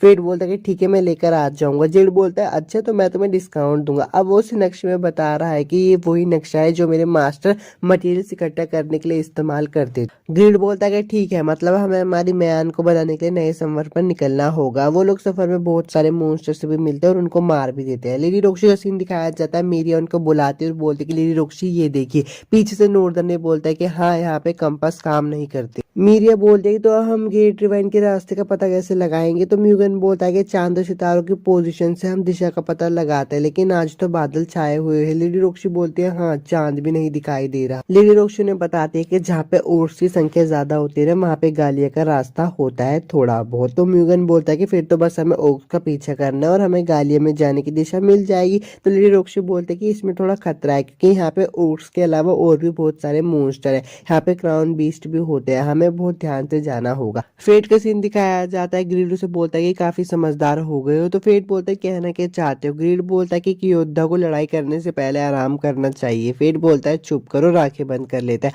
आंखें बंद करने पे वो एक जगह पे आ जाता है जो कि पूरी सफेद होती है। तभी उसके सामने वही लड़की आती है जिसको उसने मारा था। वो लड़की कुछ बोल रही होती है पर वो उसे सुन नहीं पा रहा होता क्योंकि वहां पे हल्ला बहुत ज्यादा होता है। वो कहना क्या चाहती थी, अचानक से वहां का वातावरण बदल जाता है और खून ही खून आ जाता है। कुछ लोग फेट को नीचे खींच रहे होते हैं पर वो फेट का एक सपना होता है। फेट उठकर बोलता है कि वो क्या था और वो ये भी बोलता है कि मुझे यहाँ पे कुछ मॉन्स्टर की मौजूदगी हो रही है। ग्रीड से बताता है कि ये मॉन्स्टर नहीं है, ये कोई क्राउन बीस्ट है। फेट बोलता है कि मुझे कुछ दिखाई नहीं दे रहा। तो ग्रीड बोलता है कि अपने नाइट विजन का इस्तेमाल करो ना। वो अपने नाइट विजन का इस्तेमाल करता है तो उसे पता चलता है कि वहां तो छिपकलियां है और वो पूरी 4 है। वो कहता है कि तो बहुत आसान है और वो सारी छिपकलियों को मार देता है। लेडी रोक्सी का सीन दिखाया जाता है जो कि सो रही होती है, पर उनपे बहुत सारी छिपकलियों ने हमला कर दिया होता है। वो कहती है कि नॉर्दर्न कहाँ है। वो नॉर्दर्न की तरफ देखती है पर उसको बहुत ज्यादा चोट लगी होती है। मीरिया बोलती है कि अगर लेडी रॉक्सी को कुछ हुआ ना तो मैं तुम सबको छोड़ूंगी नहीं। वो अपनी तलवार का इस्तेमाल करके उस छिपकली पे हमला करती है, पर उस छिपकली को कुछ नहीं होता और उसको पीछे धकेलती है। म्यूगन कहता है कि तुम्हें ये नहीं पता कि अगर तुम छिपकली के ऊपर जादू की तलवार मारोगे तो उसे कुछ नहीं होता है। लेडी रॉक्सी से बचा रही होती है, पर तभी एक छिपकली उस पर हमला करने वाली होती है, पर फेट आके उसे बचा लेता है और बोलता है कि यहाँ पे और भी है, और फेट सारी छिपकलियों को वहां पे मार देता है। लेडी रॉक्सी बोलते हैं कि तुम्हारा शुक्र है, तुमने मेरे और सैनिक मरने से बचा लिए और तुमने मीरिया की भी मदद की। मीरिया बोलते है कि मैंने इसे थोड़ी ना मदद मांगी थी और लेडी रॉक्सी आपकी हिफाजत तो मुझे करनी थी। म्यूगन बोलता है कि बेवकूफ, थोड़ी तो शर्म करो, उससे तुम्हारी जान बचाइए। म्यूगन बोलता है कि हम फिर से मिल गए, मैं हूँ इस यूनिट का कैप्टन, मेरा नाम है म्यूगन। लेडी रॉक्सी बोलती है कि यह है नॉर्दर्न और अब ये बेबीलोन की सुरक्षा कर रहा है। नॉर्दर्न बोलता है कि तुम्हारा शुक्रिया, तुमने हमारी जान बचा ली। फेट बोलता है कि इन सब की कोई जरूरत नहीं है, पर मुझे अभी एक बात की बहुत चिंता हो रही है, और वो एक छिपकली के ऊपर निशान दिखाता है। लेडी रॉक्सी पास जाकर बोलती है कि हाँ, इस वाली छिपकली के पास भी ऐसा ही निशान है। मीरिया बोलती है कि चारों छिपकली पर एक ही निशान है। फेट बोलता है यहाँ पर चल क्या रहा है। म्यूगन उसे बताता है कि आमतौर पर क्राउन ब्रिज कभी साथ में काम नहीं करते। मीरिया बोलती है कि मुझे ऐसा लगा वो लोग लेडी रॉक्सी के पीछे थे। लेडी रॉक्सी बोलती है कि मुझे लगता है बस ये जरूर कोई इत्तेफाक होगा। पीछे से नॉर्दर्न बोलता है कि पता नहीं गालिया में क्या हो रहा होगा, जबकि डिवाइन ड्रैगन भी जाग चुका है अपने घोंसले से। वो लोग ग्रेट रिवाइन पहुंच जाते हैं तो फेट बोलता है मदद पाकर खुशी हुई। म्यूगन बोलता है कि किस्मत की बात है, हम एक ही तरफ जा रहे हैं। लेडी रॉक्सी हाथ आगे बढ़ाते और बोलते मैं तुम्हारी दुआ करूंगी कि तुम्हारी जर्नी अच्छी जाए। फेट उनसे हाथ मिलाने के लिए घबरा रहा होता है क्योंकि वो उनका दिमाग पढ़ सकता है, पर जल्दी से मीरिया आके उसके हाथ को पकड़ लेती है और फेट उसका दिमाग पढ़ लेता है। मीरिया मन में कह रही होती है कि मेरी लेडी रॉक्सी की हिफाजत तो मैं ही करूंगी, निकल जा कीड़े यहाँ से। लेडी रॉक्सी बोलती है कि इसकी तरफ से मैं माफी मांगती और वो लोग वहां से चले जाते हैं। सुबह का सीन दिखाया जाता है। फेट एक जगह पे आ जाता है और बोलता है कि यहाँ की हवा तो बहुत ताजी और अच्छी। ग्रीड बोलता है कि शायद ये लड़ाइयों का असर होगा जो कि यहाँ पे पहले हुई थी। अब वो लोग थोड़ा आगे बढ़ते हैं तो फेट एक चीज को देखता है, वहां पे एक मॉन्स्टर पत्थर में जमा हुआ होता है। ग्रीड उसे बोलता है कि इसका इस खास माहौल से कुछ लेना देना होगा। फेट आगे बढ़ रहा होता है और उसको एरिस दिखाई देती है। वो एरिस की तरफ जाता है पर एरिस तो वहां से निकल जाती है। ग्रीड उसको बोलता है कि उधर देखो। वो उधर देखता है और वहां पे हैरान हो जाता है क्योंकि वहां पे कीमेरा होता है। वो कहता है ये हिल नहीं रहा है, तो ग्रीड उसे बोलता है कि ये कोई प्रोटोटाइप होगा और इसमें कोर भी नहीं है, शायद इसे प्राचीन लड़ाइयों में इस्तेमाल किया गया होगा और बाद में इसे दफन कर दिया गया होगा और फिर जमीन खिसकने के बाद उसका सर बाहर आ गया। फिर बोलता है कि फिर तो यहाँ पे और भी जमीन खिसकी होगी। वो आगे जाके देखते तो वहां पे 3 जमीन खिसकी होती है। वहां पे 3 प्रोटोटाइप होने चाहिए थे पर वहां पे 2 गायब होते हैं। फिर समझ जाता है कि ये जरूर एरिस की चाल होती है। तभी उसे वहां पे किसी के चिल्लाने की आवाज आती है। फिर बोलता है कि वो तो ईस्ट की तरफ से आ रही है और वहीं पर ही लेडी रॉक्सी गई। लेडी रॉक्सी का सीन दिखाया जाता है जिनके ऊपर 2 प्रोटोटाइप हमला कर रहे होते हैं। मीरिया बोलते हैं कि मैं लेडी रॉक्सी की जान बचाऊंगी चाहे कुछ भी हो जाए, और उस पर दोनों प्रोटोटाइप हमला कर देते हैं, पर म्यूगन उसे आगे बचा लेता है और म्यूगन को चोट लग जाती है। फेट भी वहां पे आ जाता है और एक प्रोटोटाइप पे हमला कर देता है। फेट बोलता है कि तुम ठीक तो हो। लेडी रॉक्सी बोलती है कि हाँ मैं तो ठीक हूँ, लेकिन म्यूगन मीरिया को बचा रहा था और उसको चोट लग गई और नॉर्दर्न की भी हालत खराब है। ग्रीड बोलता है कि इसकी रीजनरेशन की स्पीड तो हैनियल से बहुत ज्यादा ही कम है। फेट लेडी रॉक्सी को बोलता है कि इन्हें कीमेरा कहा जाता है और इनकी कोर से इनकी कमजोरी होती है। आप उस मॉन्स्टर को देख रहे हो ना, वही इसका कोर है। अगर हम उसे मार देंगे तो फिर बाद में हिलडुल नहीं सकेंगे। वो दोनों उन दोनों कोर्स पे हमला कर रहे होते हैं तो ग्रीड बोलता है वो हमें दूर रखने की कोशिश कर रहे हैं, उनके लिए बुरा है। फेट लेडी रॉक्सी के साथ लड़ रहा होता है और मन में बोल रहा होता है कि मैं पहली बार लेडी रॉक्सी के साथ मिलकर लड़ रहा हूँ और ये माइन और आरोन से तो अच्छा ही लग रहा है। वो दोनों उनमें से एक कीमेरा को मार देते हैं पर एक कीमेरा उनको एक गड्ढे में फेंक देता है। फेट बेहोश हो जाता है। ग्रीड उसे बोलता है फेट तुम उठ गए।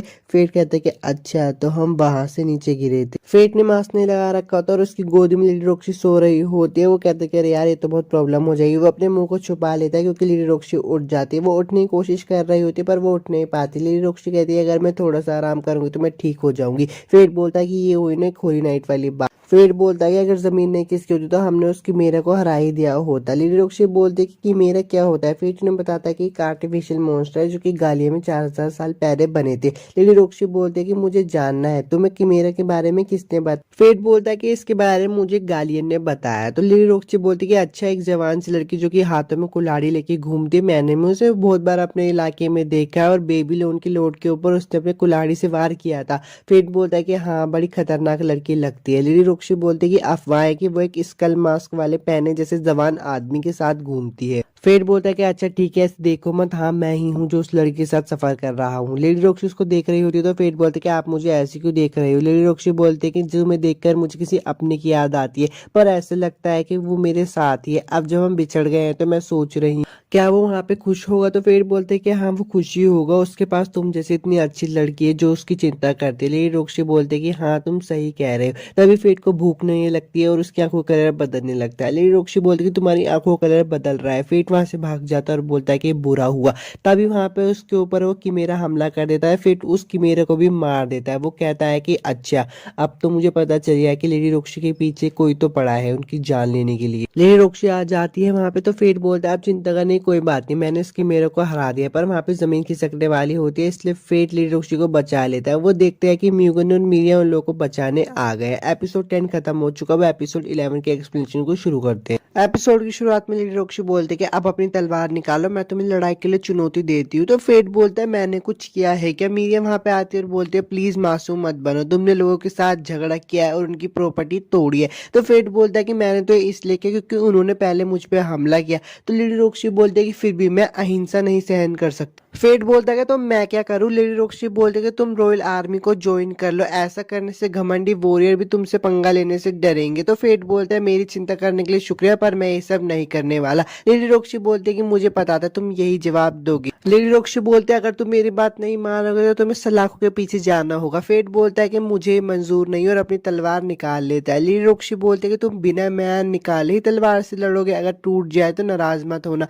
फेट बोलता है कि मेरी तलवार एक खास तरीके से बनी है इसलिए कोई बात नहीं, और उन दोनों के बीच में लड़ाई शुरू हो जाती है। पर फेट सीरियसली नहीं लड़ रहा होता तो लेडी रॉक्सी से बोलती है अगर अपनी पहचान तुम्हें छुपा के रखनी है ना तो सीरियसली लड़ाई करना शुरू करो। तो फेट बोलता है ठीक है, जैसा आप कहते हो वैसे ही होगा। फेट अपनी ताकत को निकाल लेता है और वह होली सोर्ड की ताकत को इस्तेमाल कर रहा होता है। लेडी रॉक्सी बोलती है अरे तुम तो होली नाइट भी नहीं हो और तुम्हारे पास होली सोर्ड भी नहीं है, फिर भी तुम होली सोर्ड की शक्ति को कैसे यूज कर पा रहे हो। तो फेट बोलता है कि मैंने तुमसे कहा था ना मेरी तलवार बहुत खास है, असल में एक वेपन एड ऑन है जो होली सोर्ड की टेक्निक को सुधारता है। ये मैजिक क्रिस्टल से बनी हुई है जो कि मैं ग्रेट रवाइन से लेकर आया था। तो लेडी रॉक्सी बोलते हैं अच्छा अगर तुम्हारी तलवार इतनी ताकतवर है तो मुझे लगता है तुम पहले एक होली नाइट रह चुके हो। तो फेट बोलता है कि ऐसी कोई बात नहीं है, मैं तो सिर्फ एक आम योद्धा हूँ। उनके बीच में लड़ाई शुरू हो जाती है। फेट लेडी रॉक्सी पे भारी पड़ रहा होता है तो मीरिया बोलती है क्या लेडी रॉक्सी हार जाएगी।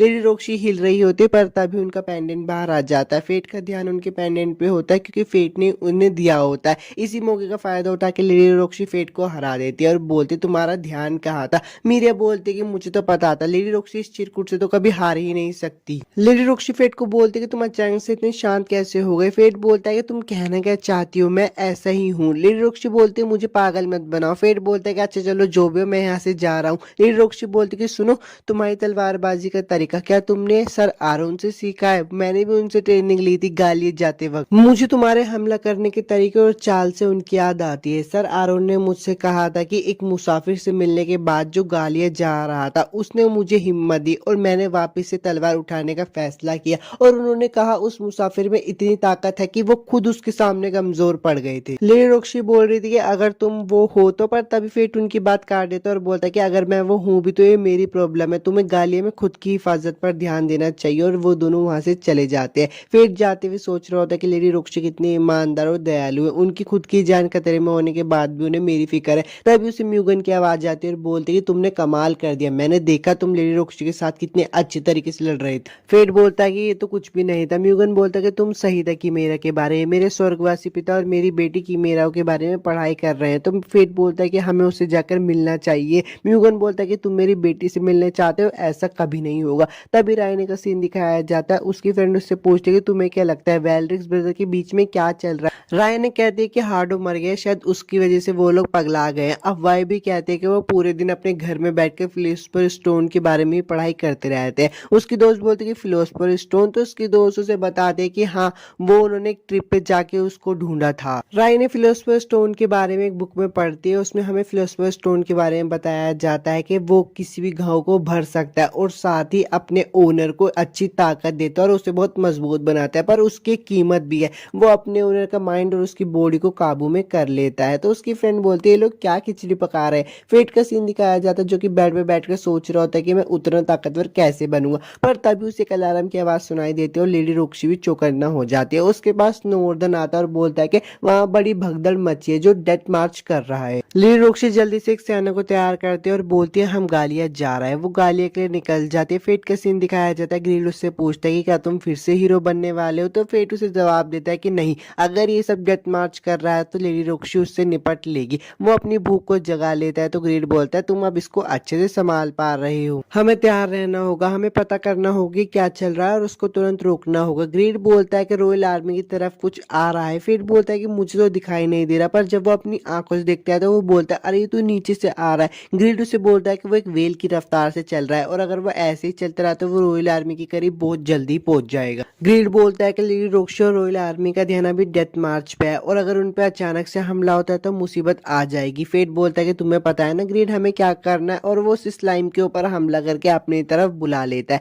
फेट बोलता है कि अब हम बताते हैं कि इसके साथ क्या करना है, पर वो उसके ऊपर देखता है कि उसके पास भी वही निशान होता है जो उन छिपकलियों के पास होता है। फेट बोलता है कि अब तो हम इसका पर्दाफाश करके रहेंगे और वहां से कूद जाता है। कूदते हुए फेट सोच रहा होता है कि अगर मैं अपने पहले वाले टाइम में होता तो मैं कभी इतनी ऊंचाई से नहीं कूद पाता। फेट और उनके बीच में लड़ाई होने लगती है, पर वो स्लाइम उस पर एसिड फेंकने लगता है। फेट बोलता है ये एसिड रेन क्यों कर रहा है, इसकी महक बहुत गंदी है। तो ग्रीड बोलता है कि संभल कर रहना, अगर तुमने उसे छू लिया तो तुम मर जाओगे। फेट बोलता है कि हम इससे करीब से नहीं लड़ पाएंगे। ग्रीड उसे एक बार और बताता है कि अगर तुमने इसे काटा और अगर इसने अपना एसिड फैला दिया तो ये तुम्हारी हड्डियां तक फैला देगा। अब उनके बीच में थोड़ी सी लड़ाई होने लगती है और वो स्लाइम जमीन के अंदर चला जाता है। फेट भी उसके ऊपर एक जोरदार हमला करता है और जाकर देखता है, पर वो स्लाइम जिंदा होता है। तभी वो ऊपर उठ के देखता है तो उसके जैसे एक बंदा वहां पे खड़ा होता है। फेट बोलता है कि मेरे जैसा भेस बदलने वाला मास्क। फेट बोलता है कि जरूर एरिसी होगी और उस पर हमला कर देता है। ग्रीड उसे बताता है कि ये मोर्टल सिन का वेपन है ब्लैक गन एनवी। वो उस पर हमला कर देता है, पर वो देखते कि वो तो एरिस है ही नहीं। वो बंदा बोलता है कि तुम मेरा वक्त बर्बाद कर रहे हो। फेट और उसके बीच में लड़ाई शुरू हो जाती है, पर वो ग्रीन मास्क वाला बंदा फेट पे भारी पड़ रहा होता है और एक टाइम पे आके वो उसको हराने ही वाला होता है। फेट बोलता है कि वो बहुत ताकतवर है। वो ग्रीन मास्क वाला बंदा बोलता है कि अब तुम्हारा खेल खत्म।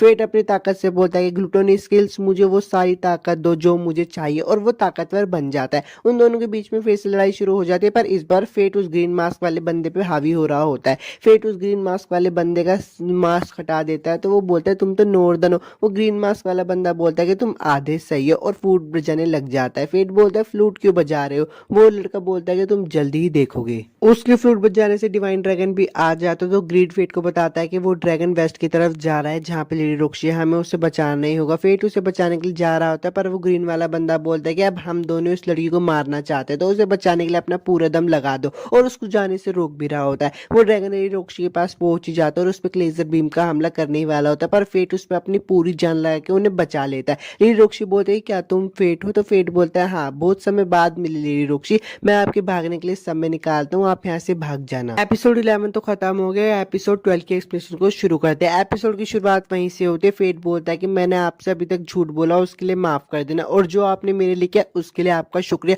और आगे जाके ड्रैगन से फाइट कर रहा होता है। ड्रैगन से फाइट करने के साथ वो उस ग्रीन मास्क वाले बंदे के साथ भी फाइट कर रहा होता है। वो ग्रीन मास्क वाला बंदा बोलता है कि तू बहुत चालाक है, तूने डिवाइन ड्रैगन पे ऐसी कौन सी आर्ट यूज की जो मैंने आज तक नहीं देखी। अब उन दोनों के बीच में अच्छी लड़ाई चल रही होती है, दोनों एक दूसरे को अच्छी टक्कर दे रहे होते हैं, पर तभी वो लड़का फेट के हाथ काट देता है और बोलते हैं अब तेरा खेल खत्म। एरिस ने मुझे बोला था कि उसे तुझसे बहुत उम्मीद है, पर इसका कोई फायदा नहीं हुआ। अब जो तूने मुझे दर्द पहुंचाया उसकी तो तुझे कीमत चुकानी ही पड़ेगी। और वो फेट को मारने ही जा रहा होता है, पर फेट पीछे से उसके सीने में तलवार घुसा देता है। वो बंदा बोलता है कि ये तूने कब किया। फेट उसे बोलता है कि मुझे पता था, तो खुद को जीता हुआ समझकर तू मुझे हल्के में लेगा। वो लड़का बोलता है कि तुमने मुझे मारने के लिए अपने हाथ गवा दिए। तो फेट बोलता है कि ये तो बस एक जुआ था, अब मेरे हाथ को अपने साथ ले जाओ, और उसके दो हिस्से कर देता है, पर वो वापस से उस व्हाइट स्क्रीन में आ जाता है। फेट बोलता है कि मैं तो यहाँ पे पहले भी आया हूँ, मुझे ये जगह याद आ रही है। पीछे से आवाज आती है कि मैंने तुम्हें इतनी चेतावनियां दी। फेट उस लड़की को देखकर बोलता है कि तुम तो वही लड़की हो ना जो हानियल के कोर में थी। वो लड़की बोलती है कि मेरा नाम है लूना और शुक्रिया। फेट बोलता है कि तुम मुझे शुक्रिया क्यों कह रही हो। वो लड़की बोलती है कि मुझे मारने के लिए। इतनी उदास मत हो, शायद तुमने वो मेरे भले के लिए ही किया था, लेकिन मुझे माफ करना। फेट बोलता है कि अब तुम क्यों माफी मांग रही हो।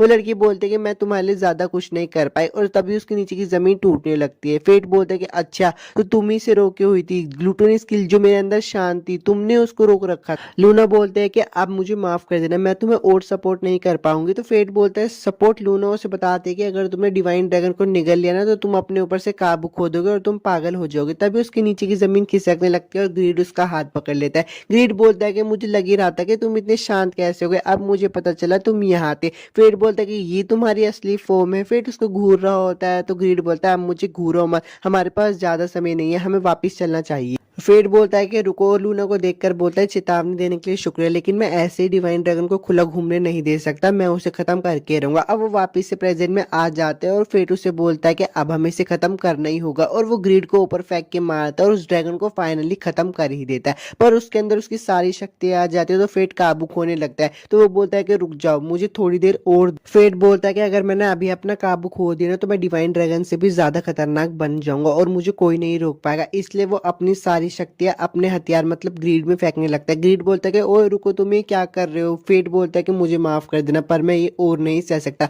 वो अपनी थोड़ी सी ताकत दे देता है ग्रीड को और ग्रीड भी अपनी नई लेवल में आ जाता है। फेट बोलता है कि अगर अब मैं बर्सर्क मोड में जाता भी हूँ तो मुझे इतना डैमेज नहीं होगा। ग्रीड बोलता है कि अच्छा, तो ये स्किल सुमी भी अंदर से खा रही है। वहां पे माइन भी आ जाती है और फेट माइन को बोलता है प्लीज मुझे मार दो। माइन उसको बताती है कि जब तुम अपनी स्किल पर ज्यादा जोर देते हो ना तो वो तुम पर हावी हो जाती है और तुम उस पर से अपना काबू खो देते हो। मैंने तुम्हें चेतावनी दी थी। फेट बोलता है मुझे माफ कर देना। माइन बोलते हैं अच्छा मैं समझती हूँ, उसको मारने वाली होती है पर लेडी रोक्शी आकर उसको बचा लेती है। फेट बोलता है कि आपने मुझे क्यों बचाया। लेडी रोक्शी बोल रहे तुम ये मुझसे पूछ रहे हो, तुम अभी क्या करने की सोच रहे थे। फेट बोलता है कि मैं नहीं चाहता था कि आप मुझे कभी ऐसे देखो।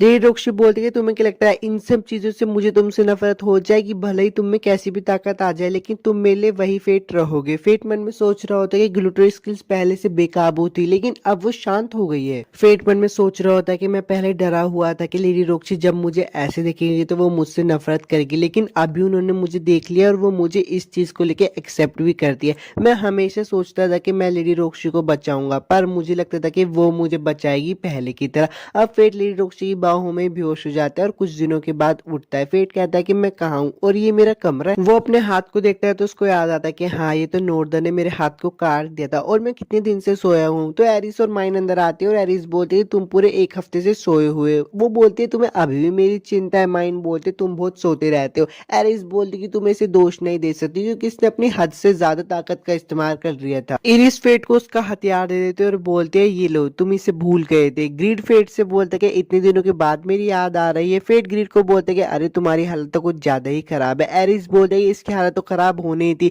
हम इसे गालिया के सेंटर तक ढूंढ कर आए इसलिए इतना गंदा हो रहा है। फेट बोलता है कि वहां तक पहुंचा कैसे। एरिस उसे बताती है कि शायद इसे कोई वहां पे मॉन्स्टर ले गया होगा क्योंकि माइन उसे कलेक्ट करना भूल गई थी। एरिस अब मेन बात बताती है अब जबकि तुमने डिवाइन ड्रैगन को हराई दिया है तो हमें तुम्हारी मदद की जरूरत है। खैर रोक्शी की मौत से क्राउन ह्यूमन बनाने का प्लान अब खत्म हो चुका है। फेट बोलता है कि वादा करो कि अब तुम लेडी रोक्शी को कभी नुकसान नहीं पहुंचाओगी। तो एरिस बोलते हैं कि हाँ मैं इतनी बेवकूफ थी, मैंने उसे मारने का प्लान बनाया। अब जबकि डिवाइन ड्रैगन बन गया है तो अब इस देश का एक नया जन्म होगा और हमें तुम्हारी मदद की जरूरत है। तुम मना नहीं कर सकते क्योंकि जिन जिन के पास ये अजीब से वेपन होते हैं उन्हें करना ही पड़ता है। फेट बोलते कि अच्छा ठीक है। एरिस बोलते कि चलो अब तुम्हारे हाथ का जुगाड़ करते हैं। फेट बोलते क्या मेरा हाथ ठीक हो जाएगा। एरिस बोलते कि हाँ पर उससे पहले हमें यहाँ से निकलना होगा। तो फेट बोलता है मैं लेडी रोक्शी से तो मिल लेता हूँ। एरिस बोलते कि नहीं, अभी तुम्हारा उसके पास जाना खतरनाक है और वो वहां से चला जाता है। अब लेडी रोक्शी का सीन दिखाया जाता है जो कि फेट से मिलने के लिए आ रही होती है। रास्ते में उसे मीरिया मिलती है और पूछती है आप कहाँ जा रही हो। तो लेडी रोक्शी बोलती है मैं एक ट्रिप पर जा रही हूँ और मन में मीरिया बोलते कि हाँ मुझे पता है आप उस झिंगुर से ही मिलने जा रही होगी।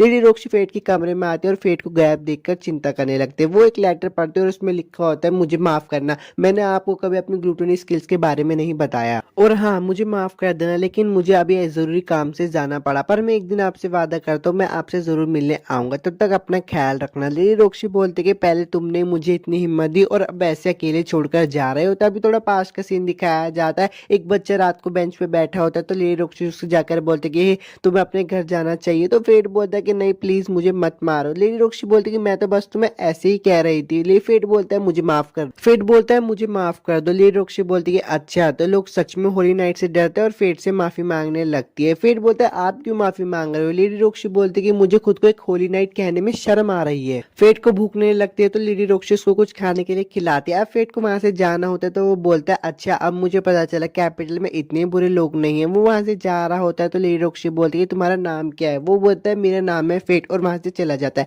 लेडी रॉक्सी बोलती है कि पहली बार मुझे खुद पर गर्व हो रहा है क्योंकि मैं एक होली नाइट और प्रेजेंट का सीन दिखाया जाता है। लेडी रॉक्सी बोलती है कि अपना ध्यान रखना फेट और सीन बदल जाता है। वेल्ड्रिक ब्रदर्स का सीन दिखाया जाता है। राफेल बोलता है अच्छा तो वो मास्क पहनने वाला बंदा ही फेट है जिसने हार्डो को मारता है और वो बोलता है मुझे जरा काम है और अपने कमरे में जाके जोरों से हंसने लगता है और बोलता है फेट तुम बस देखते जाओ। फेट का सीन दिखाया जाता है। एरिस से बोलते हैं कि अगर तुम अपनी ग्रीड को थोड़ी सी पावर दे दोगे तो वो तुम्हें हील भी कर सकता है। फेट ग्रीड को बोलता है कि मेरी 40% पावर कर दो और मुझे हील कर दो। फेट का भी हाथ वापस से आ जाता है और एपिसोड 12 भी यहीं पे खत्म हो जाता है। अगर आपको ये सारे एपिसोड्स अच्छे लगे तो वीडियो को लाइक और सब्सक्राइब जरूर करना। मिलता हूँ आपसे नेक्स्ट एनिमे एक्सप्लेनेशन वीडियो में।